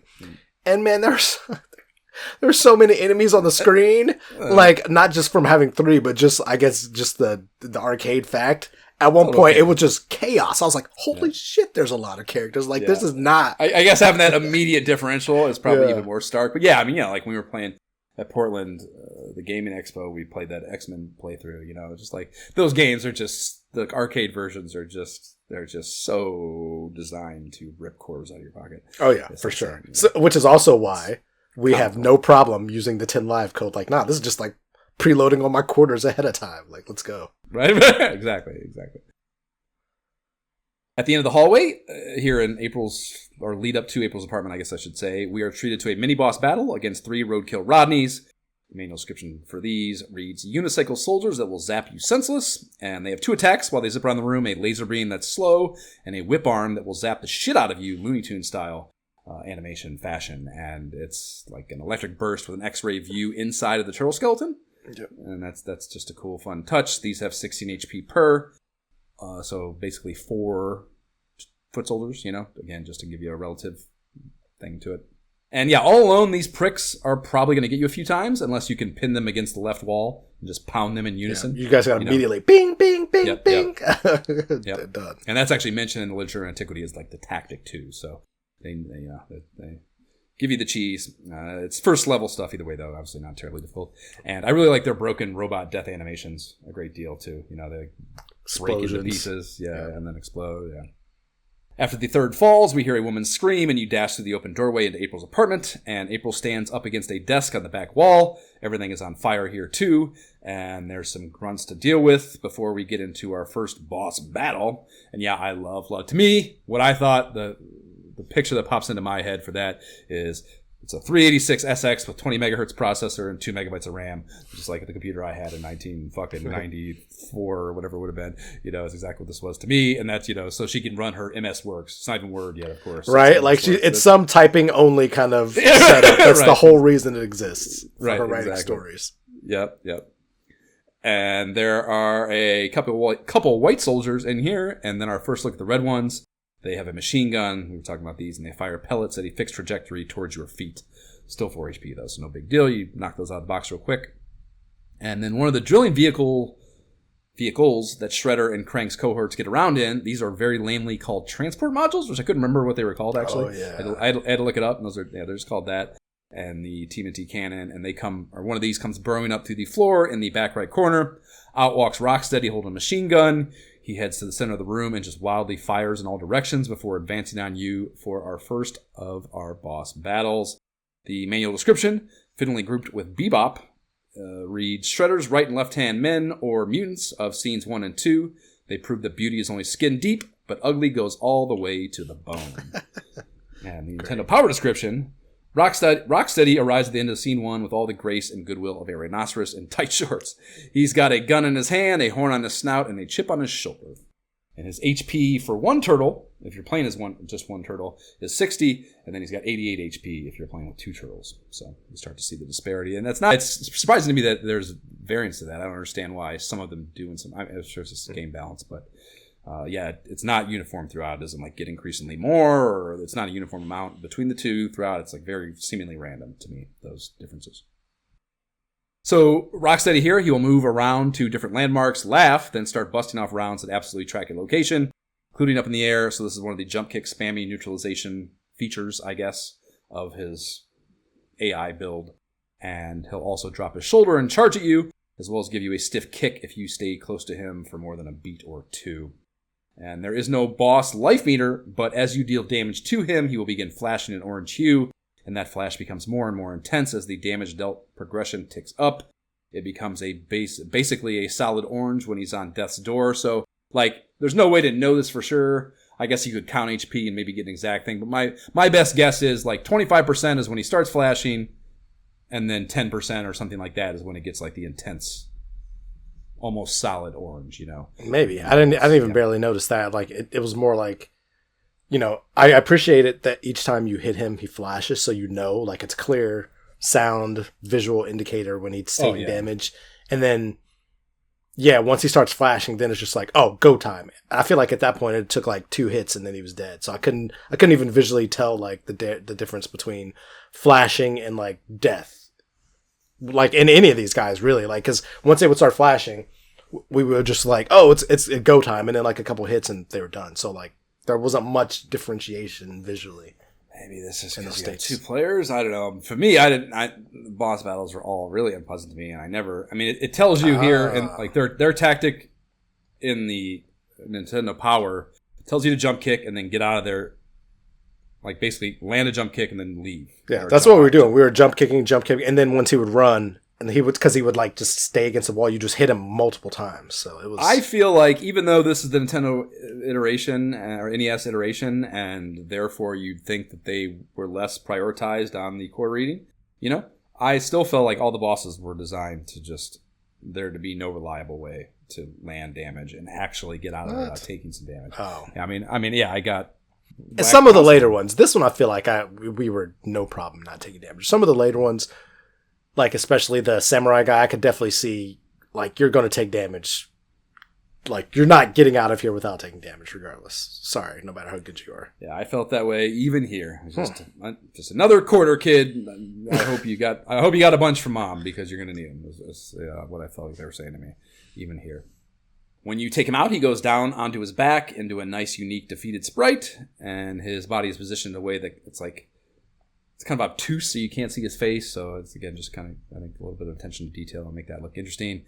And then Shredder appears from the transport module and quickly snatches April up and leaps out the window with her. And, like, you know, if you roleplay that, like, the idea that Shredder's just like, oh, what's he? I mean, you know, that's not a big thing. Like, if he's hiding in there, it's got to be, like, super, like, up against the wall or something. You know what I mean? Like, what a bitch-ass move, I think. Right? He's just watching, hanging out watching. Right. See if Rocksteady can handle it without having to get his fucking hands dirty, prick. Yeah, what a shitty boss. So, yeah, he runs and then goes to the window. You get a glass breaking sound effect, and that transitions us to some sprite art of them falling. Shredder looking back at the turtle, singular, in pursuit behind you. Like, it actually, so, like, other than that opening one, that opening cinematic, I mean, the rest of these only show the turtles that you're playing with, which is interesting and like cool. You know, I was surprised. And again, it kind of like, I don't know, it's like, I know that we can't switch to them, but like, it's still all the turtles are always together. Like, stop trying to act like they're not all together. You know, it's ridiculous to me. So, you know, I can suspend belief, whatever, that I can't see them on the stage, whatever. We're fighting together, blah, blah, blah. So, yeah, I can. It's like, it's a dumb criticism or critique, I guess. But to me, like, should just put them all there, I think. That would be my preference. And these, you know, these are all two. They do the letterbox, widescreen, cinemascope look to them. So they're, you know, I guess still just catering to that. This is the movie we're playing idea or a continuation of it. So, yeah. I certainly like that touch too, to make it cinematic.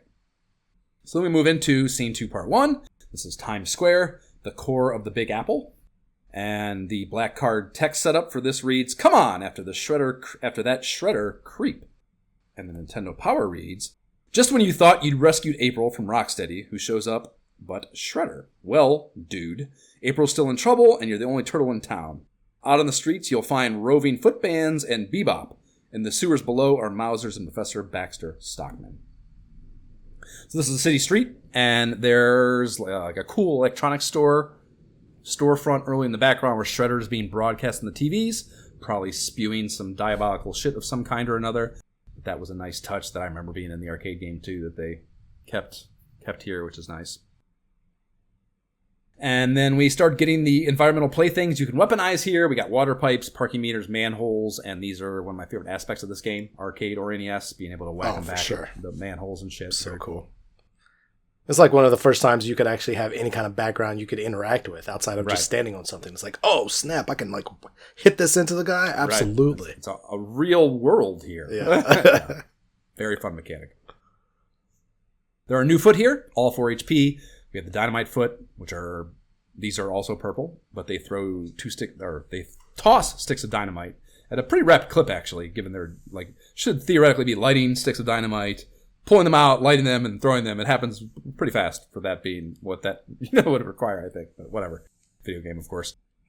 And then we have Hammerfoot, and these are also red like the machine gunners, but they have these two-handed warhammers. And these are easily the things that can fucking whack the shit out of you the most. Maybe of all the enemies that you fight, or the Foot Clan enemies, I mean. These catch you slipping, like while you're jump kicking or something, they'll fucking knock you down. Feel like, I don't know, are one of the more and I don't know, I don't have any math to support that, but they just feel the most devastating. It could just be the animation, I don't know. Yeah. But it could be that. But thankfully, I didn't get hit too often. Like, as for as much damage as they do, I would see them and recognize and like never get caught slipping. Just don't get caught slipping. That's the bottom line. Certainly try to, but I definitely would never say never. There are also boomerang foot here. These are yellow, and they catch and release. Very Australian old style boomerangs. And we see our first pizza HP replenishment opportunity here, which there are very few of in this game, I feel, especially relative to the arcade game. And you never get more than 1, 2, so you're playing with 2 turtles. Yeah. It's almost to both, and like that's not the arcade game. I feel like there's more of them, and you have to divvy that up less frequently. I also feel like that's a quality of life thing they made better in later ones, like multiple pizzas instead of just the one. So it was always just like, all right. I mean, it's probably based on, there's just probably, like you said, way fewer enemies. So they probably just looked at that math and were like, well, we don't need as many pizzas then. If there aren't as many enemies, whatever. Yeah, I definitely would like more pizza. We also get a cool thing I like. There's, towards the end, we have those Pizza Hut advertisements on the wall, and like those fall down, and there's actually like foot soldiers hiding behind them, like fucking, Yeah. doesn't make a lot of sense, probably, but kind of fun. And those signs can, if you don't, and you do know they're there, like it's one of those things, like the second you see them, like, oh, I know where Get out of the way. Exactly. I've been playing Nintendo all my life, but like the first time you play that way back when, you're probably like, fuck, how was I supposed to know that? You know? Yeah. And all these things came back immediately. Like, yep, moving out of the way there. Now I see a car, it's going to come out immediately. Like all of that. Same. The boss battle here is Bebop. And then the Nintendo Power description reads, Bebop would like to do a dance on your face. With your flying kick, though, you'll be one of the fancy steps. You'll be the one with the fancy steps. Use the flying kick and jump away immediately. HP is 68 with 1 turtle, 100 with 2. And yeah, just like that thing says, lots of jump kicking. Duh. And when he dies, we hear the stage clear ditty that is seared into our turtle-loving brains. Can you sing it, Jay? No, I cannot sing it. Yeah. No one's here. Yeah, exactly. You got it, motherfucker. And then you dudes jump into the open manhole to head down into the sewer. And then we are in Scene 2, Part 2, the Soho sewer system. No black card here, so these Part 2s are like thought to be just an extension of that first thing, even though it is a technically different stage. Yeah. And we are down the sewers now. The play area is divided in half vertically. The music track here is one of the more banging of the bangers on the OST, which is why you chose it for one of our act breaks. I was playing it and just like locked it in, like, yep, writing that one down. Like that's like, and there's very few times. Often when we record these episodes, we'll play the game. You know, I hear the music, whatever, but then I'll go back through and like re-listen to all the tracks. It doesn't happen too often where I'm playing the game and I'm like, what song is this? That's how I always, I guess we never talked about that. I always pick my track. Well, I don't know. I shouldn't say always. I did go through the soundtrack this time in advance, but very often I will just play the game and like the one that jumps out to me is the one that I will. Yeah. For games I've played before, that often happens. Like whenever we play a game I love, like Mega Man 2, I'm on the cloud stage. I'm like, oh, yes, of course. You know, but like games I haven't played, that's where it may take a little different, you know, more than just a one-time recognition. Anyway, great song though. Great music. Yep. Agreed. The lower half of the play area is shit water. And if you hang around in here, missiles will come up out of it and barrel at you. So you kind of want to keep to stay out of the shit water. Right, exactly. For more reasons than one, I guess. And in addition to the foot mucking up that area, the brick walkway, we start to see clusters of 5 mousers that will bust out of the back wall down here. And these have 3 HP a pop, and if you have your special attack reliably cooking, you can just one-shot them right as they poke their heads out of the fucking thing and not even have to deal with them. There's like a beat even to reset between each one coming out, so it's very geared towards being able to just kind of spam those. It's a rhythm, boom, boom, boom, very much a heartbeat rhythm. Right. And our boss battle down here is Baxter Stockman. The manual description reads, Mauser Bombardier, Bardier by day, Gnatman by night. You'll find this fun-loving freak in ... I don't know what that means exactly. The Nintendo Power description is the Mad Professor flies around in his hovering chair and drops Mousers on you. Use the flying kick, surprise, surprise, to inflict damage on the brainy bad guy. As for the Mousers, don't let them chew you up. Slash them. And the HP situation here is a hundo regardless of 1 or 2 turtles. Nice. And you can just stand in place on the upper half and spam with your power attack. That's how I dealt with this guy. I didn't actually jump kick.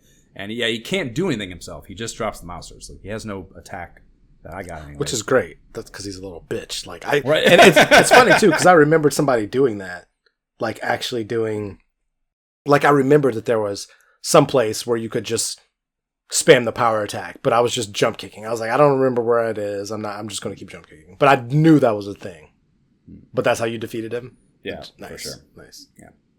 Even the Mousers, like he drops them.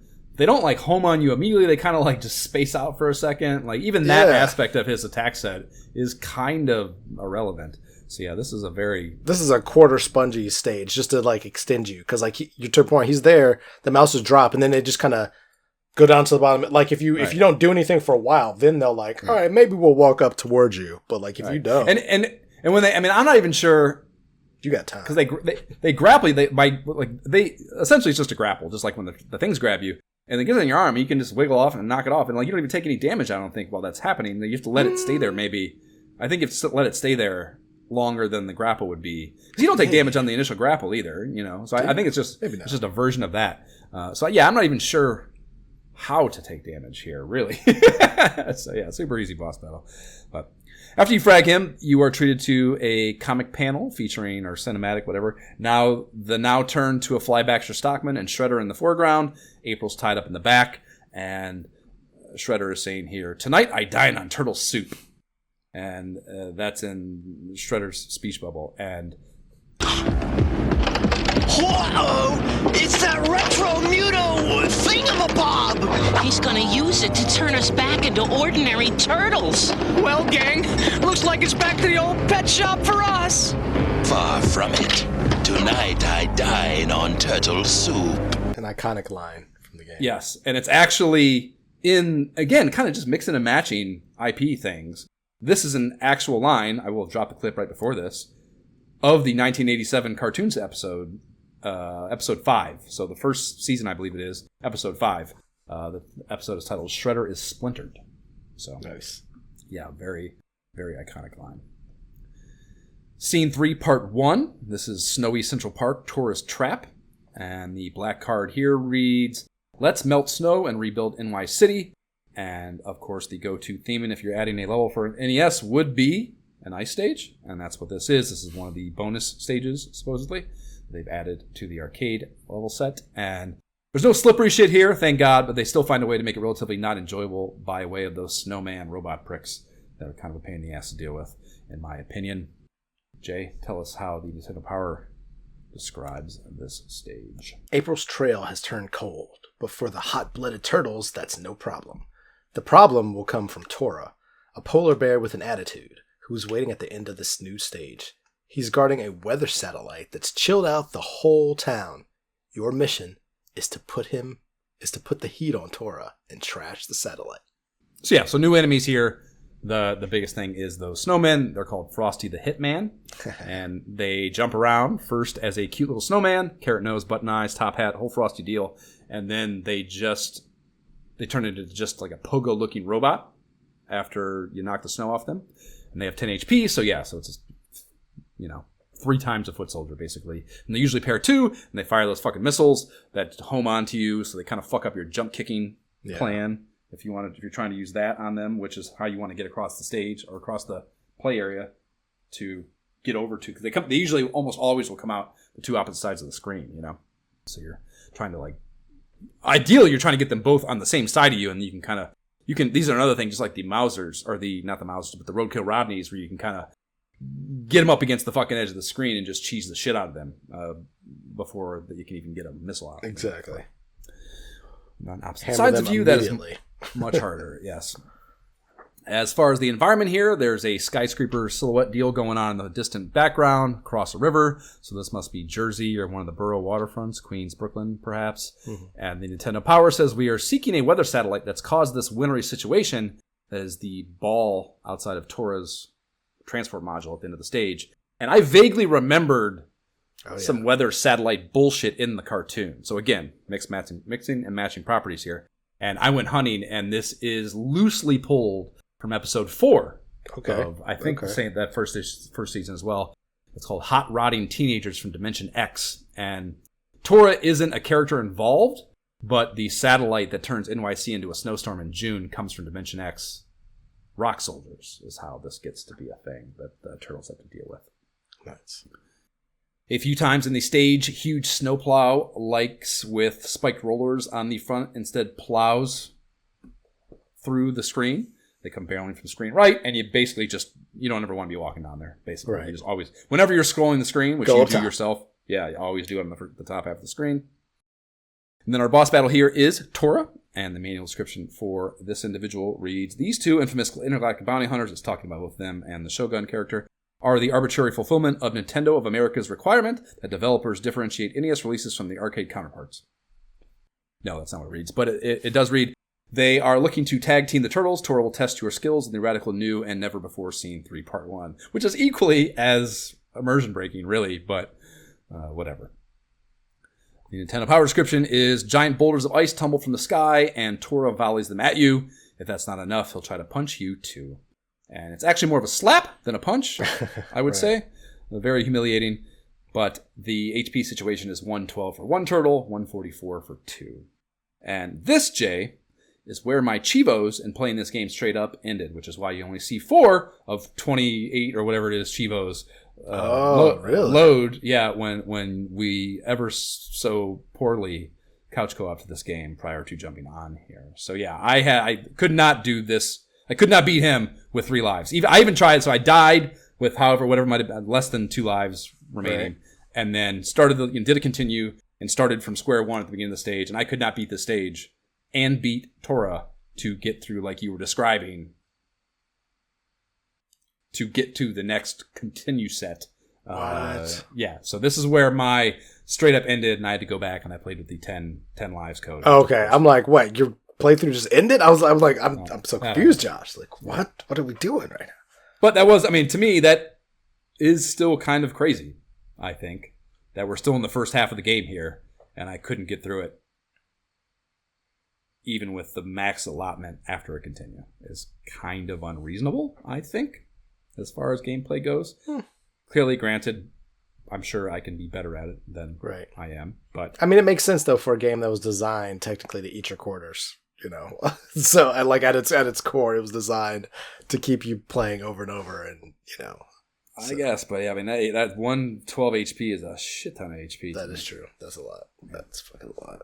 My second run through here, I was able to work out jump kicking him and then getting the fuck out of dodge a little more frequently. So I guess I got better.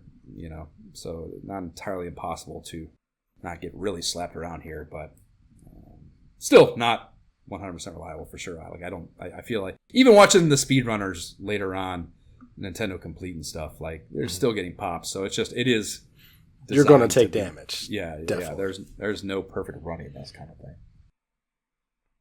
So when he dies, your turtle will karate kick the fuck out of the weather satellite and destroy it.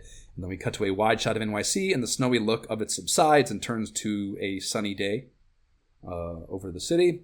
And your turtle then scoots along in the foreground before stopping and saying, "Spring is here," in a little speech bubble. Which is iconic. I love the fact that the background totally changes. Like the fact that at the time, the whole scene you were playing through, they kind of built the story. So I actually really appreciate that. Like it's one of the things that I still remember to this day, like happening in the arcade. Like, okay, if you made it that far and I had enough quarters at the time. No, yeah, it's all the trimming, everything.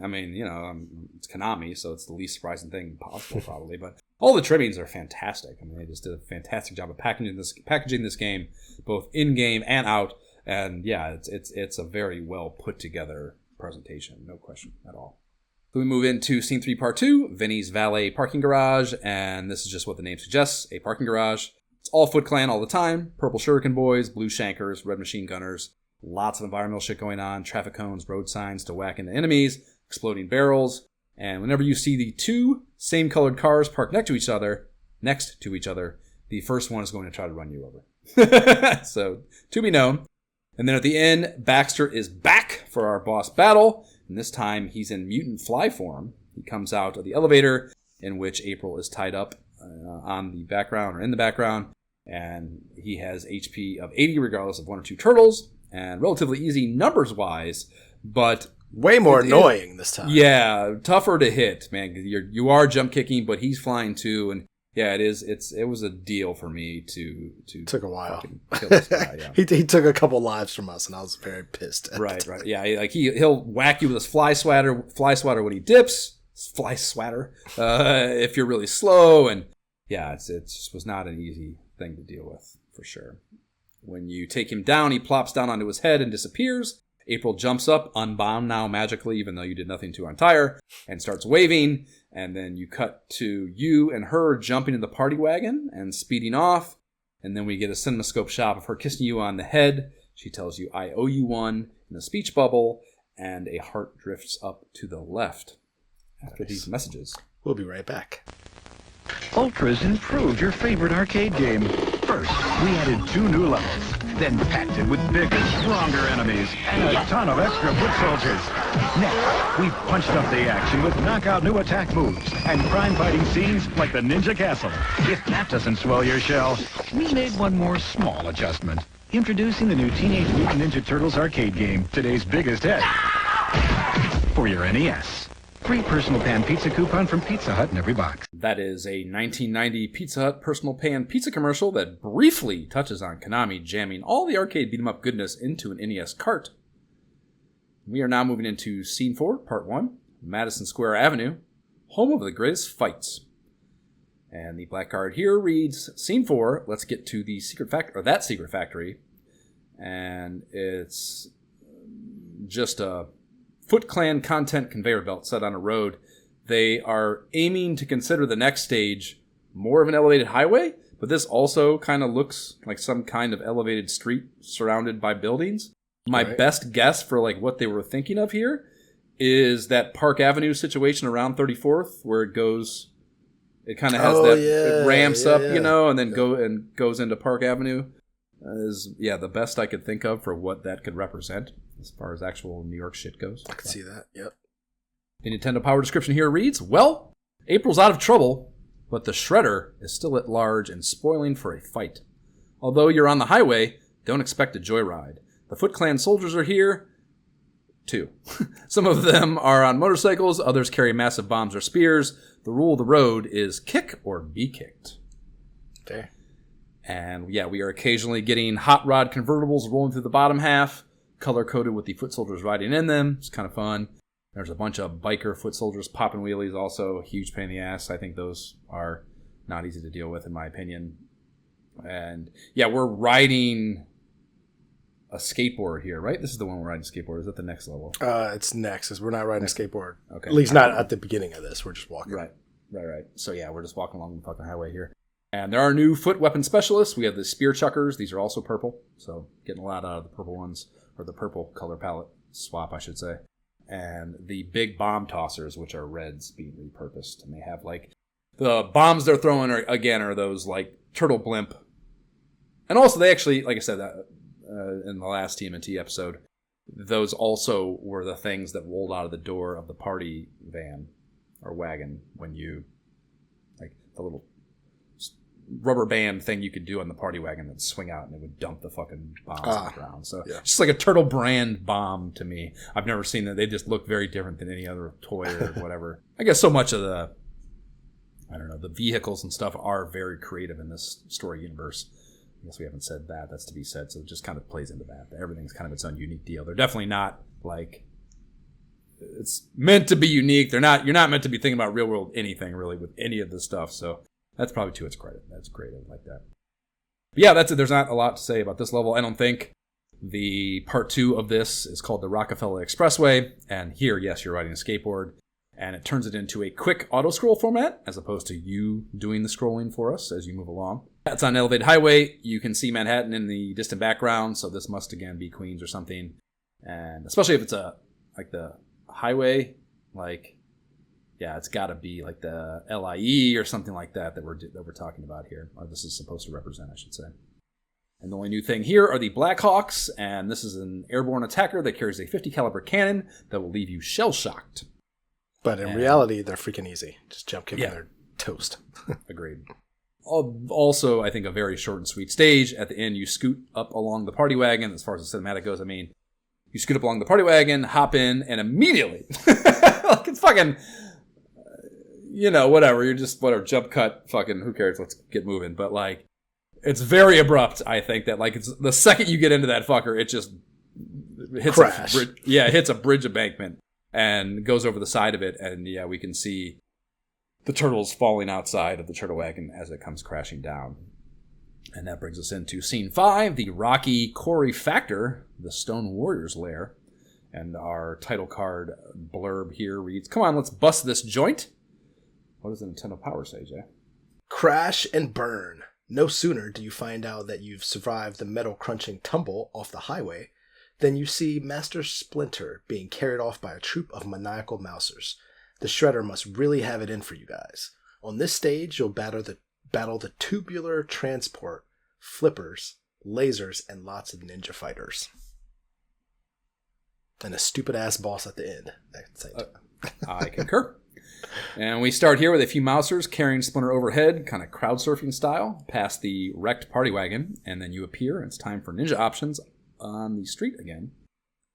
And it's just more foot soldiers, ho-hum, for the most part. There are those little robot things, the flippers, and the Nintendo Power feature says they're meant to be perceived as robot turtles. And I guess they kind of like, they fall down. It's just what I guess could be equated to just a turtle shell without the turtle poking out, you know. And its legs come out, and its head comes out, and they have those little ray gun streams that are smaller sprites, and thereby have smaller hitboxes, and are presented in kind of large numbers, so they are a bit tough. Yeah, and you got to hit them when they come out, otherwise they're going to cause you some trouble. Right, and they do at least have a standard 4 HP, so you can they're tougher to power attack because they have the smaller hitboxes, but you can you just got to you got to be on them, otherwise right. you got to exactly you got to actually kind of playing off that thing we talked about being like unique for an NES beat 'em up here, the vertical play of being able to hit something that is, you know, a click or two off your horizontal axis. You kind of got to be down one or two, like logically almost, as best as this world can portray logic anyways, or present logic, I should say. It's kind of what you have to do to make the power attack work. There is an interesting blurb in the 2-player strategies box in this part of the literature of Antic. They mention that the turtles are not all the same color of green in this game. Dude, yes. Yeah. I was waiting for an opportunity to talk about this, and I'm glad you talked about it now. So, again, I played a 2-player, me and Zeke. I was playing with Donatello, he was playing with Raphael, and they were a completely different hue of green. And at first, and I appreciated that, because otherwise I'd be looking at whose turtles which who. Is the purpose of it, of course. And he was a more... So Raphael was more of a greenish teal, whereas Donatello was more of a grass green. So it was very clear in addition to the head. And this is turtle specific. So they're telling you here to pick one turtle from each subset, basically. Yes. Don and Leo are the darker green, and then Mike and Raph are the lighter shade. And I have never clocked that in all my TMNT 2 experience in my entire. That was interesting to read for sure. And they're suggesting to pick one from each subset because this is just fucking mindless button mashing, and sometimes you zone out, and sometimes and then you're like, wait a minute, I was looking at you. Right, exactly right. Yeah, and that's funny to me. And it's also funny to me because, and I don't even know where to begin on how my brain classifies the turtles. And I think it has something to do with the first game. We played that one, and that game episode I mentioned how the first TMNT game on the NES is has a huge part in just how I think about the turtles, in an organizational manner. That menu order of them on this character selection screen of the first Nintendo game is the order of the turtles' existence in my mind. You know what I mean? And for that, despite for that, whatever, in that same vein, I guess, I kind of group Leo and Donatello together in their, I don't know, their weapons. You know, they have the longer reach, I guess, is what I'm doing there. And then the shorter reach characters, Raph and Michelangelo, are also kind of to me, semi-comparable. So it's just something about that is funny to me and interesting to me that they grouped them that way too, you know, for this. But yes, that's an aside here that is certainly of note. And a transport module drills up onto the street at the midway point to deploy a mini-boss battle against 2 waves of 4-count groups of the enemy called tubular transports. The manual description for these is an overgrown mechanical mosquito equipped with a turtle zapping laser gun. That's exactly what they are. Jumpkick City, easily dispatchable. The boss battle arena is at the elevator shaft where Splinter is tied up and hanging above. Our adversary here is, yes, an annoying ass fucking enemy called Granitor the Stone Warrior. Manual description is this hard-bodied hooligan likes his turtle meat extra crispy, and he's brought his own hibachi blaster cannon. And he lumbers around and fires flamethrower type shit out in front of him from his gun. He will also whack you with that gun if you get close to him. And getting caught by the flame attack has a pretty fun thing, which we didn't mention it back on the manhole stuff, but that's this is a thing with the manholes too. You fall into them, and you get just a fun little thing that the turtle says, "Who turned the lights out?" or some shit like that. So they do that a few times here and there, with just kind of Looney Tunes-ing it up with the way some of the more lethal or bad or whatever environmental damage types you could take in the game. You know, this obviously apply a little bit. Exactly, that's the good way to put it. So that's present here with those. And yeah, it actually, your head, it's just your head turns a singed black color, not even your entire body. And then you are stun locked for a beat is what happens when the fire catches you slipping. And yes, a shit ton of HP, 160 for this, regardless of 1 or 2 turtles. And the fact that they didn't nerf this down a little bit for one player, fuck you, Konami. Yeah, that is so punitive. That's brutal. Yeah. You didn't have you didn't have a friend to play it? Fuck you. Like, right, yeah. Were you already depressed? How about this? Yeah. Yeah. And yeah, it's a jump kickathon as per usual. Trying to land out of range of his retaliatory rifle swipe after landing the jump kick detection. It is the pro move, and I could see the Nintendo Complete video trying to do that, but again, still not successful every time.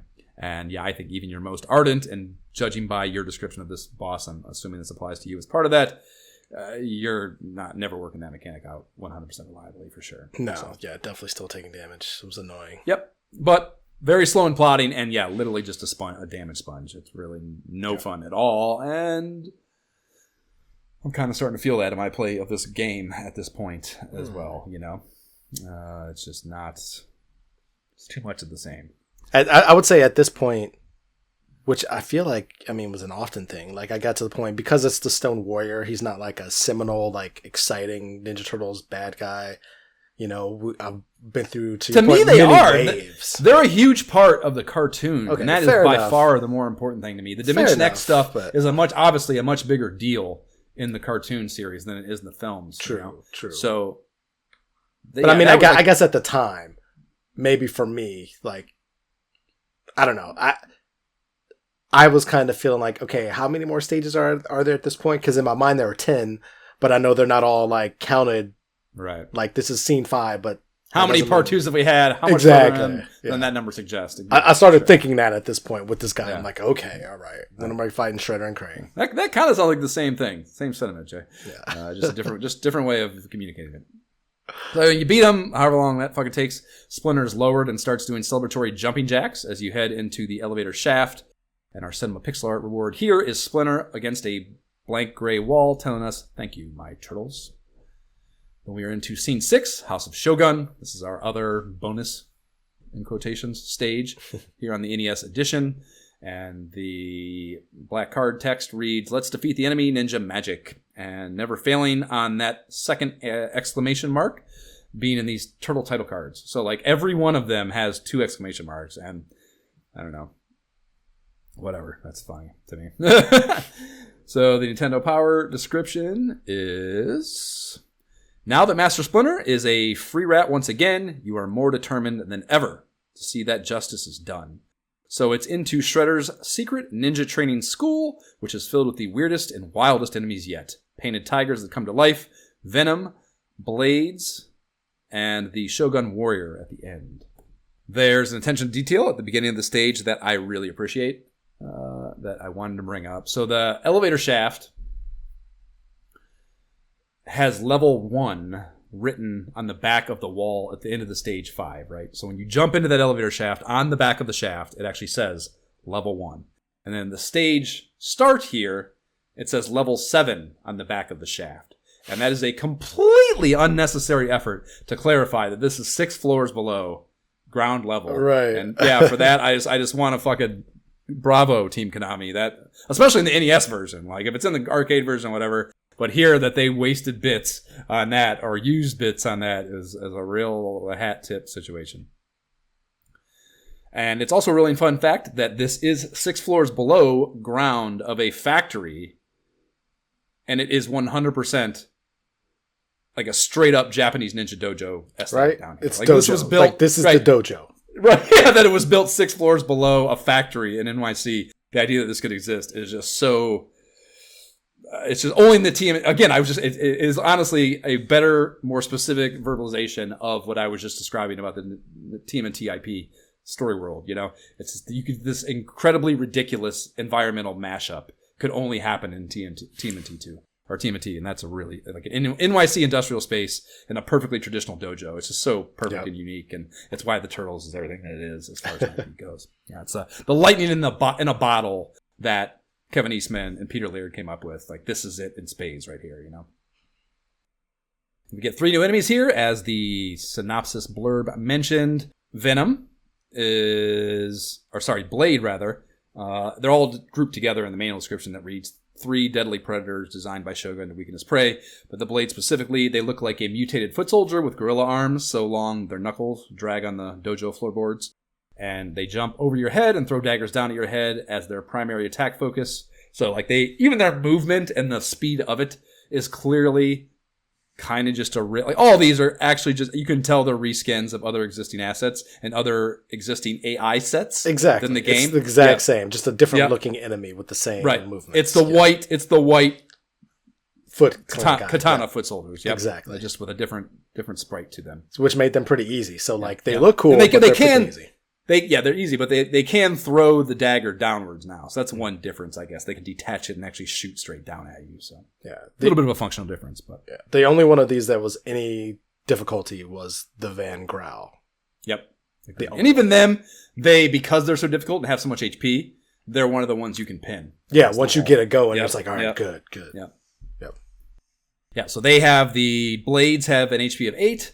And then, the Vincent Van Grauls, they're Bengal tigers that materialize from murals that look just like them on the back walls that you get to. And these have 24 HP, but they're once you can get them up against the edges because they run off the screen or you can knock them off the screen, whatever it is, and then kind of just get right up there. And the second they come on, you can just spam them, over and over and over again. And they bounce back off, and then they just run this fucking kamikaze right back out at you on the same plane, so you don't have to worry about them at all. It's like an easy spam situation. And the last one are Venoms, and these are robot scorpions, and these are basically reskinned roadkill Roddies with a bit less mobility. And they fire the exact same projectile and can be pinned against the edge of the screen in the exact same way. Like these ones on screen, not off screen, and you easy spam mode. There. Right. Yep. So the floor bamboo spikes are some environmental stuff going on here, and what in the actual RNG fuck are with these quarter sucking things. Like you can't see there's no indicator where they're coming from. No. The fucking the Nintendo Power mentions that you just want to take steps forward and quickly jump back as like to try to figure out where they try to trigger them. Right, exactly. That's the only way to know this, and that sucks that there's not a better way to do it or a more reliable way to do it. So that's not any fun, of course. RNG is no fun. The boss battle is against the Shogun Warrior, and the manual description is Shogun will knock your senses in Scene 6, the one-of-a-kind challenge that will change you from green to black and blue. It says 80 HP, regardless of turtle count. And the Nintendo Power description is just as tough and merciless as his partners, but he loses his head when it comes to turtles in his house, and make no mistake, he is the head of the house. There they are word salading his head coming off and flying around in figure eights for most of the fight, and it cannot be attacked or made to fuck off in any way, so it's just an environmental thing to avoid, right? Nintendo Bar suggests starting your jump kick when it's low to the ground is a timing tactic to mitigate the likelihood it's actually going to fuck with you. But that just means that this is yet another jump kick spam sesh. And it just took time, but it was not hard. It was like, oh my gosh, I forgot about this guy, and then jump kick time. Right. Which I'm pretty tired of this and just waiting for it to be over at this point is where I'm thinking emotionally. My play here. Our cinematic, in response to taking care of him, is a shot of the Technodrome parked in a very spacious cavern. It's the idea is the Technodrome is down there burrowing these holes that it's going through and the tunnels that it's going through. So I get it, whatever. It's beneath the earth there could be a cavern there that it burrows into and whatever. But I'm sure let's park here. This is a good parking spot. Just like when you find one and trying to find parking in LA, I guess. But it's funny how big it is. Right. And then your turtle jumps down into the foreground and exclaims, "There it is!" And then you leap up and into it. And it's conveyed in a very funny, simplified POV shrinking sprite way that is endearingly just the best the NES can do, It's just the sprite gets there on top of the thing and it just shrinks real quick. And it's just not enough frames of animation, I guess, maybe to really sell it as a fluid action. Exactly. Then we are in Scene 7, the Technodrome, and the double exclamation situation here is, we got to find the Technodrome. Jay, how do they describe what the Technodrome is? You've come a long way, bro, but it's not over yet. The final and toughest stage lies ahead, and it's filled with the baddest of the bad. Foot soldiers everywhere, platoons of roadkill Rodney, patrols of flippers, and bowling balls crashing onto an elevator. And if you survive all that, you'll meet an old friend. I wonder who that could be. Tough to say. Tough to say. There are two friends that we meet here. Yeah, so the way my endgame lined up with my 10 turtle count that I was using at this point, I came into the level with 2 lives remaining, and I would click over to a 600 count to get an extra life while playing through this just after the elevator bowling ball stretch. Nice. You go down. Nice. So I had 3 lives to work with on the stage, Jay. And the first of the boss battles here, it's kind of a boss rush at the end of this, and it is the second Stone Warrior, and that guy vaporized all 3 of those lives. And yeah, I wasn't like, he did that, and like I just wasn't like, this is a long stage, it goes without saying, or it should be said, I guess. And you know, it's just a content conveyor belt. You just like a million of every fucking one of the kind of foot soldiers, just all waves and waves and waves and waves, and it's just button jam, button jam, button jam, button jam, very long stage. So he took all 3 of my lives, and I wasn't going to do it. Like, I just wasn't going to do it, dude. I fucking, like, we can get into, like, I got into the Krang battle, but I didn't have the juice. Couldn't beat him. I never even saw Shredder, man. I didn't fucking. What? Yeah, I just wasn't, I was not going to restart this with 10 lives, and I'm sure I could have, you know. Especially, I was able to justify, I was like, well, we're going to play a 2-player thing anyways, which didn't materialize, of course. But, yeah, I couldn't bring myself to do it. I couldn't do that whole stage again. It just wasn't. Which I guess is probably a testament to how little fun this second Stone Warrior is too. You know, he has 150 HP for 1 or 2 turtles, so same kind of just bloated HP. Yeah. And his ranged attack instead of the flamethrower is a mini rocket. But whoop-de-fucking-do, it's all the same, and you're just doing the same shit. Like, his actual functionality and the way you get hits in and try to do that jump kick out of there is the exact same. So yeah, man, I just couldn't weather the mundanity of it to either frag him and save stuff or have enough juice to get through a Krang battle either, you know. Well, that unfortunately tells me that, I mean, I kind of already knew it just based on the discussion of the HP of 1-player versus 2-player, but I had a far more enjoyable experience. And even though this dude is annoying, took him down, and then fought Krang, fought the double splitting shredders, and. Right. I mean, obviously, it was fun. I've beat this game multiple times in my life, so it's not my first time or anything, which is why I had no problem going 2-player. You know? Yeah, it's a given that this game is going to it's designed for that. You want your companion with you. Yeah. So yeah, I not knocking it as much, and just because you are. It's part of. Maybe it's worth saying. I guess the best place to say it, talking about when I fell off, is in a 1-player experience. But it's like playing the X-Men game again in Portland. Like, we're playing the game, but I don't want to say you're not paying attention. You're kind of not paying attention. You're kind of just fucking whacking shit. And you're bullshitting. You're talking about nostalgia about the characters. That one guy comes in and asks if he can play, and like we're like bullshit with him while we're fucking playing. It's like it's a communal experience in more ways than just the fact that your sprites are working together to some degree or capacity or another. On it's actually a communal experience in a lot of ways. And taking that out of it is part of why it's boring as a 1-player thing, not just the gameplay. And I think I must have instinctively knew that, because when we first talked about it, I'd immediately said, "Okay, I'm going to play this with Zeke." Like, it wasn't even a question to me that whether I was going to sit and play it by myself, because I'm like, why would I know? Right. So it is what it is. Well, when you take out that rock soldier, the energy bars blocking the doorway disappear, and you can head into the final boss battle lair. And it's the room with Krang's big screen Dimension X portal, out of which Krang steps in his robot body. And we do have a unique battle tune, though I'd say it's one of the weaker ones for this OST.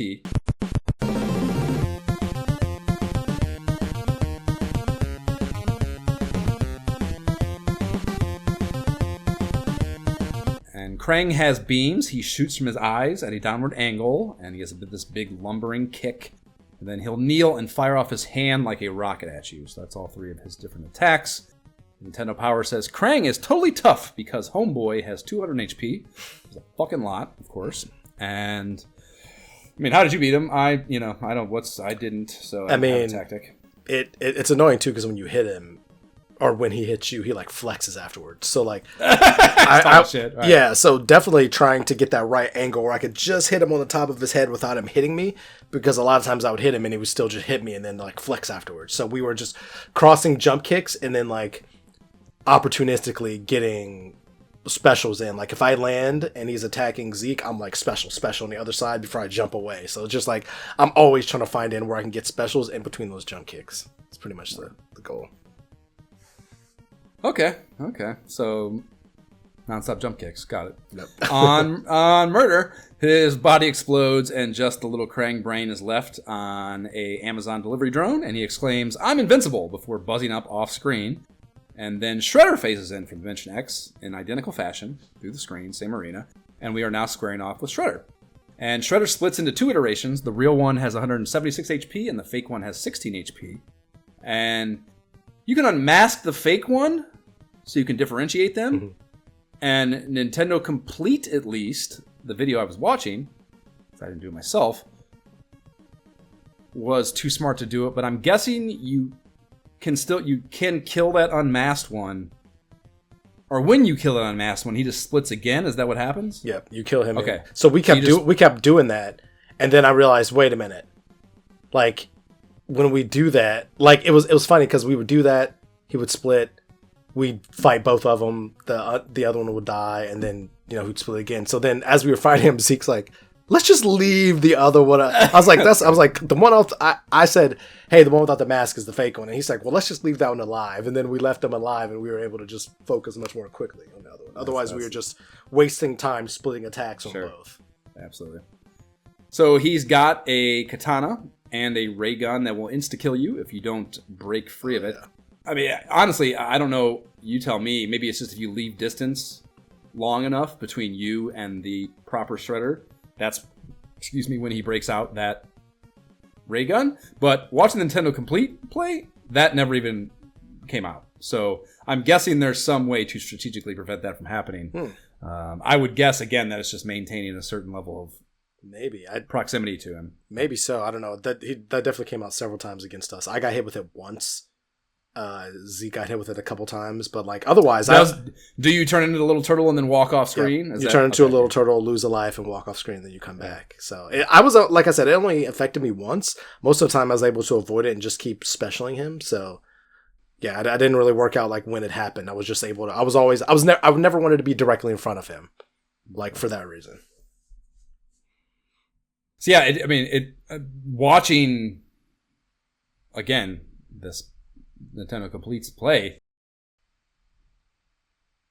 they were neither using the jump kick or the power attack. They were using the basic attack thing, and like they were just step in, get that, move away, step in, get that, move away, like kind of a stick and move thing with that, and not really using either. So I was almost flabbergasted, I guess, maybe that it wasn't jump kicks. Yeah, that's surprising.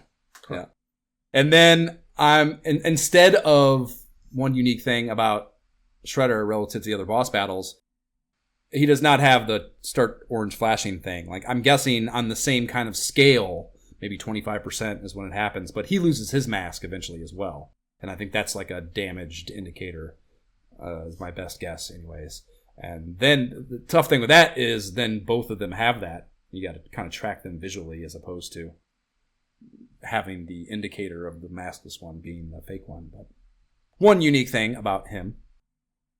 Whatever, you're just trying to get the 176 HP off the fucking ticker and then kill him, though. And then on the death, the screen starts shaking. Your turtles quickly run off screen, and then we cut to black, or rather cut back to the long shot of the Technodrome exterior to watch that explode.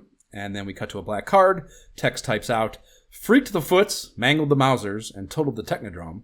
That's turtle power. But what about the Shredder and Krang? Burned to toast, vaporized to milkshake, or escape to Dimension X? Until we know, none of us can sleep safely in our beds. Shells. And then the credits fire up with a Konami Ripper.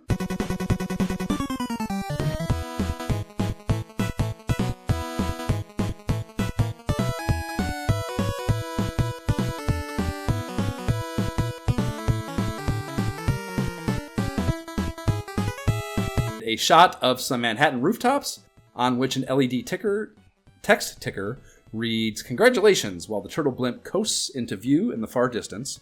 And then the credits roll on the ticker as the blimp works its way left, and a jumbotron on another building, off to the left there, shows action shots of the 4 turtles. And then at the end of this sequence, the jumbotron cuts to Shredder, and the final text ticker reads, "Ha ha ha ha ha." And then we cut to a black card, game over in full color text.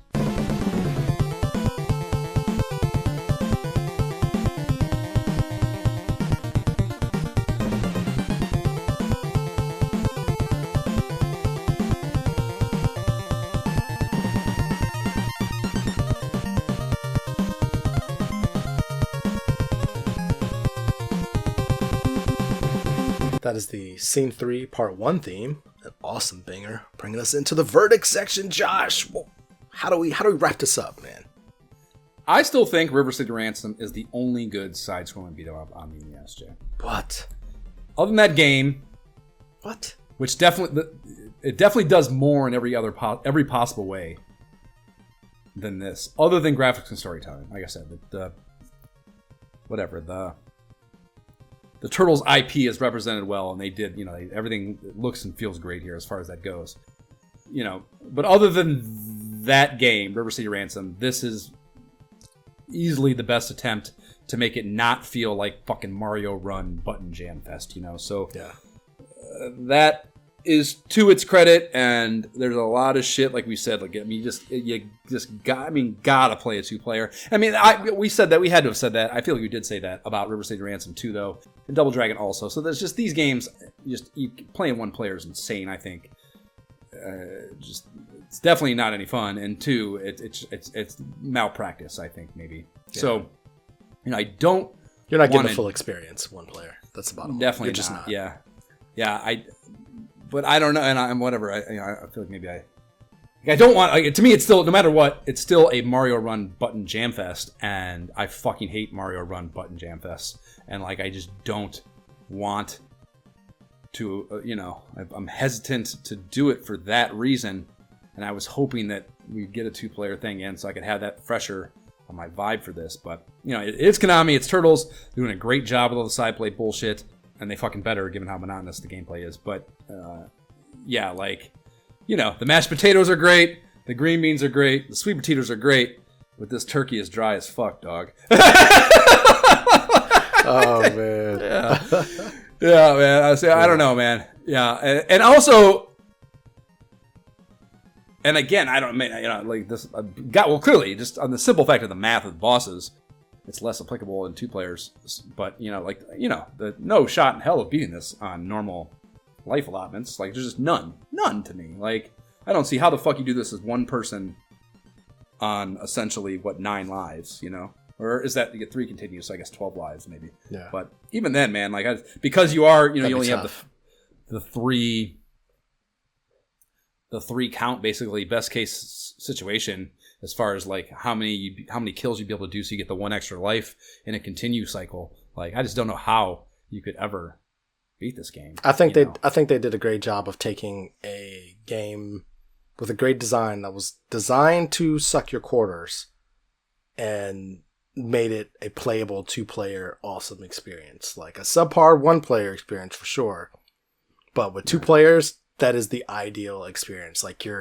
I felt like it was a really good balance between, to your point, there's times I'm just freaking taking damage, and I didn't expect to take damage, but I'm just going to be taking damage, and times where I feel almost God mode, I'm smashing these dudes, they can't touch me, but then somebody else is smacking me. So I think in that 2-player mode, that's the way it's meant to be played, and if you don't play it that way and have to play it 1 player, you just got to understand that you're just at a disadvantage. You know what I mean? Because that. If you look at it from a historical standpoint, hey, the show just came out last year. I'm playing this in the arcades. It's a blast. They ported this to the NES and tied it into the show and the movie I just saw, so it really feels like it's wow, a really connected kind of situation. And so I'm actually able to play at the end of the episode, listen to the podcast. It's I just started, watching. I just started watching that new Pluribus. Yeah. Is it good? I want to check that out. It's very good. I mean, it's it's no surprise. It's Vince Gilligan, Breaking Bad guy. It's fucking great. Nice. And I like her too. It's the woman who played. I know you're talking about the main person. Yeah. Saul's love interest in Better Call Saul. So. Yeah. But yeah, I think for me, like there's just too much here to not give it the blessing. Like it absolutely gets a blessing, despite at the same time recognizing those things that are drawbacks and things that like in later Turtle games, notably 3 and notably Turtles in Time, which is the direct sequel to this one. Like there's just so many, like the ability to switch turtles, like being able to grab the enemies and throw them into the screen and do different moves, and there's just so much more to it. That's exactly what I mean. It's just NES. They just don't. It's not a buttons, man. It's as simple as that. It's not a button. And of course, that one's on the Super Nintendo, so of course, like that.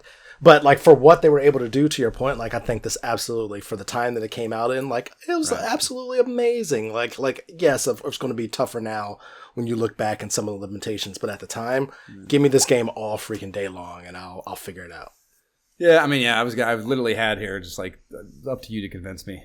Fucking beat him up, boy. Let's hear it. So yeah, I mean, you're right. It was monotonous and whatever, but you're probably right. Like even from the standpoint, I'll give you a little more of switching and playing the actual arcade version right after this, and seeing like, okay, like I see the limitations, like the extra sprite work, the extra animations that the arcade has, the extra enemies, and like. But at the base of it, it's still the same game, which is way better. And I was explaining this to Zeke last night because before we started playing it a couple of days ago, he was like, "Oh, you've beat this game before, Dad?" I was like, "Let me give you the background." I was like, "This game was the game to play. I loved it." I went through the whole thing. Like, of course I beat this game. And so, like, just the fact of it being really, from an NES standpoint, like the first game that was amazing in the arcades that I brought home. It was basically the same thing and amazing without like a huge step down. Because normally there's a huge step down. There's some type of big change coming to the NES where something's very big and different, even if you think it's a good game. And this was the most faithful adaptation of a game that had great IP and wasn't just like a game you randomly saw in the arcade that was a racer or something. Because everybody's got a car game. And so I think there's just so much about this that is A+. And even if like it's not the best Turtles game, it's clearly not. Like Turtles in Time fixes all the little things here and quality of life things to where it's like, oh yeah, give me Turtles in Time, like the arcade one all day. Like that's the best. But like as a precursor, like yeah, this one, you can't really argue with that unless you've played all the later ones and then try to come back to this one. And you're like, oh, how come I can't switch turtles? Kind of the basic stuff you expect. I think that's the only reason you're going to have a bad time with this one. Okay. Yeah. I mean, I guess I hear your pitch. I approve your project, Jay. I guess. Yes. I guess. Yeah, I still want to qualify. The only one I want to play on the NES to this day is River City Ransom, though, and it's because there's just more. There's more to it. There's more to upgrade trees. Like there actually is an upgrade tree and different moves. Right. Which is why, I need that, and that's me, and that's not everyone. Sure. No, I get it. That's just that's a different expectation to me. Like that. I'm thinking this is awesome. Like you'll never get a pushback from me about River City Ransom. That game's the shit. So right. Yeah. Okay. Well, yeah, it's hesitant. It's hesitant, but I guess it gets the double blessing. I guess. Yeah. Sir Matt, you have your fucking way. Probably been talking mad shit if I right no blessing both his favorite games ever. It would be a travesty. This game needs to or one of his top 3. I think he said this pro wrestling and maybe Mario, or I think maybe he called it his favorite non-Mario game. I think was the verbiage he used for this. In any event, thank you, Matthew, for bringing this onto our plates and getting it a check in the box for it. Probably long overdue, certainly for Jay, I imagine, if not both of us. So thank you for your donation and philanthropy for the Able Gamers Foundation and creating this opportunity. Next up, well, before we do that, actually, we have a side quest to talk about, Jay. Did you do your homework? Yeah, we're playing Star Tropics. What are we talking about? Like, what we're definitely there with the. Must not have done your homework. Must not have done your homework. That was my homework. I mean, it was Star Tropics, and then a slight, distant second place, Legend of Zelda. I will hear nothing of. Yeah, I did the homework. We can have the discussion. Okay. Earthbound. So tell me your findings on Earthbound. I mean, it's kind of the same. Like it has its own special thing, but it's just, I don't know. For me, like there was just no draw to play. Like this is the bottom line. Like I could read all the stuff on the internet and all that. It's less about that. It's more for me about like fantasy. When we were choosing the last side quest, I elevated Phantasy Star 2 because I had zero, like I didn't know anything about it the same way that I have no familiarity. Like, of course I've heard of it, but like no other familiarity with Phantasy Star 2, except to know that like there's an MMO based off of it now that's like people are actively play. So there had to be something there, back in the day to spawn this later thing that people still play. And so that, to me, it was like interesting enough, but otherwise I had no... Well, that applies to Earthbound. I know, but hear me out. Yeah. So there was nothing there. There's not an MMO current day, but I mean, enough people like it, and there's enough to say about Earthbound, where it's like, okay, that's interesting enough, but I just don't have a personal interest in like digging into that. Like if somebody were to drop $250 or something and force us to play it, then I'll play it all day. But like as in terms of like my interest, I'd much rather play something like Legend of Zelda, where, I had some tinkering, but never beat the game. Pretty sure I never owned the cart. Definitely never had, even the times I did play it, never had an actual manual. So, and that's much more of a seminal IP, still to this day, game that continues to produce millions and millions for Nintendo. So, like, I'd much rather play something like that from an interest standpoint, if we're not going to do Star Tropics or something, or Dragon Warrior 3 yet, kind of a thing. Which I know is not what we're talking about. So yeah, correct. Yeah. Okay. It's funny. We got off, and I was definitely still very Earthbound peaked, and I honestly I did additional research. One, to get to the bottom of exactly what we need to get, and it is just a ROM, Earthbound 0/Beginnings, that we get. That it was done in like I don't know relatively recently, within the last like 15 years or something. It was made, I think maybe 2012 or some shit. So it's like a very well done ROM hack that we'd be playing, and it's very whatever fucking truthful to the original game as far as what the experience is, just an English iteration of it. All the pros and cons of playing a 1990 or early 90s NES RPG are there, and like it is still grindy, it is still the things that would be part of the experience that not everyone loves are still there. And when I do these, I want that there, which is why the idea of a remaster on these games to me is so taboo for side quest purposes, because like it's not just the playing through the story. You want that experience from back then. Of the game, like I want to talk about the game, because it's like honestly, if you take like the quirky and weirdness out of these games, like the stories aren't good enough. Even Earthbound, which is like really revered, I was reading like there's still it's like it's good by the standards of this era, but it's still not a good story, or like a complex story at least. So I kind of want that quirkiness in there to feel that, and it gives us more to talk about, more to have fun with. I feel like so that's important to me, but. It did, like, I kind of had some vague understanding that it was modern in some way, shape, or form, or contemporary as far as the story setting goes. And it is. It's like, I think it's like, essentially present day of like 1990 or whatever. And like the whole world is like, you're just walking around kind of more recognizable contemporary environments, but in an RPG setting. And that's really interesting too. The idea of like, and it kind of, I think about, it reminds me of that Monster Party game. The kid, and like obviously that's like a out there story world, but like still the same idea of like, you're just a little kid, he gets a baseball bat and he goes out and like this weird thing happens and he can turn into this thing, but like it's still just your character is like this contemporary normal boy, and that's kind of interesting and fun. And if you play more interestingly on it than Monster Party did, and create a whole world around that. Like there's a lot of fun stuff and unique things about that. I can't think of too many instances, if any, where we played a game like that. So that's interesting to me too, and I can see why, especially for kids, and why it's revered and there's nostalgia for it.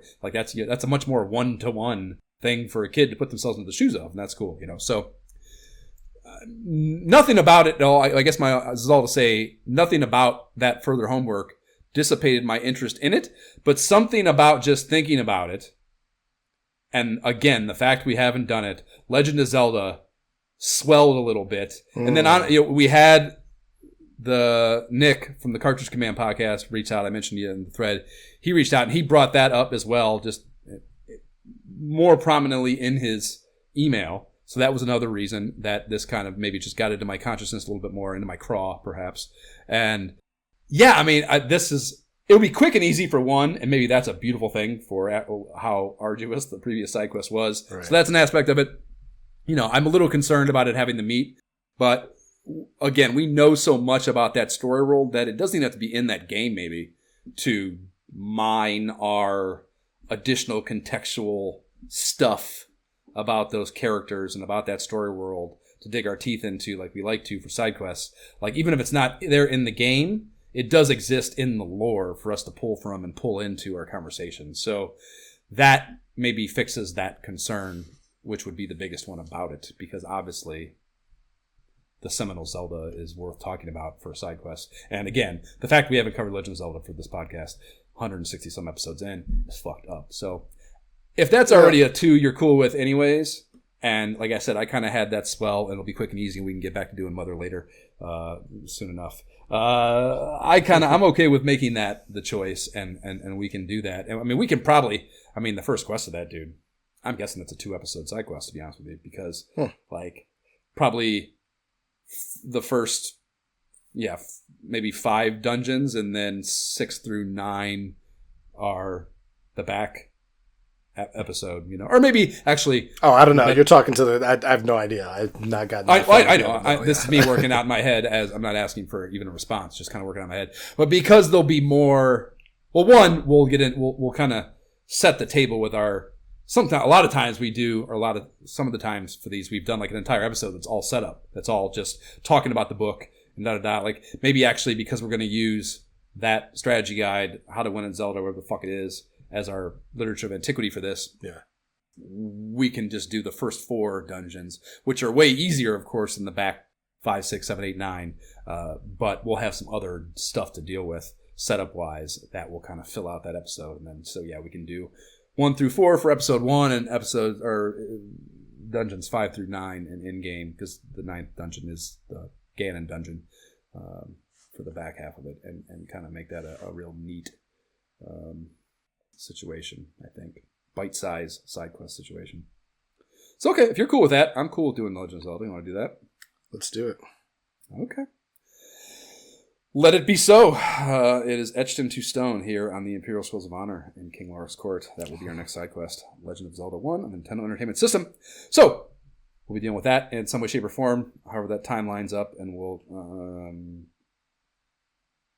Have you ever listened to any? Have I ever got you to listen to any of those episodes of Cartridge Command? No, I've never listened to them. You've mentioned them. I've never listened to them, though. Yeah, like I said, they're Ohio boys, so that's kind of fun, too. Nice. Nick was sure to point that out in his sales pitch in the email. I'll definitely check it out. I'm going to check out all the stuff before we tackle this bad boy. All right. Word.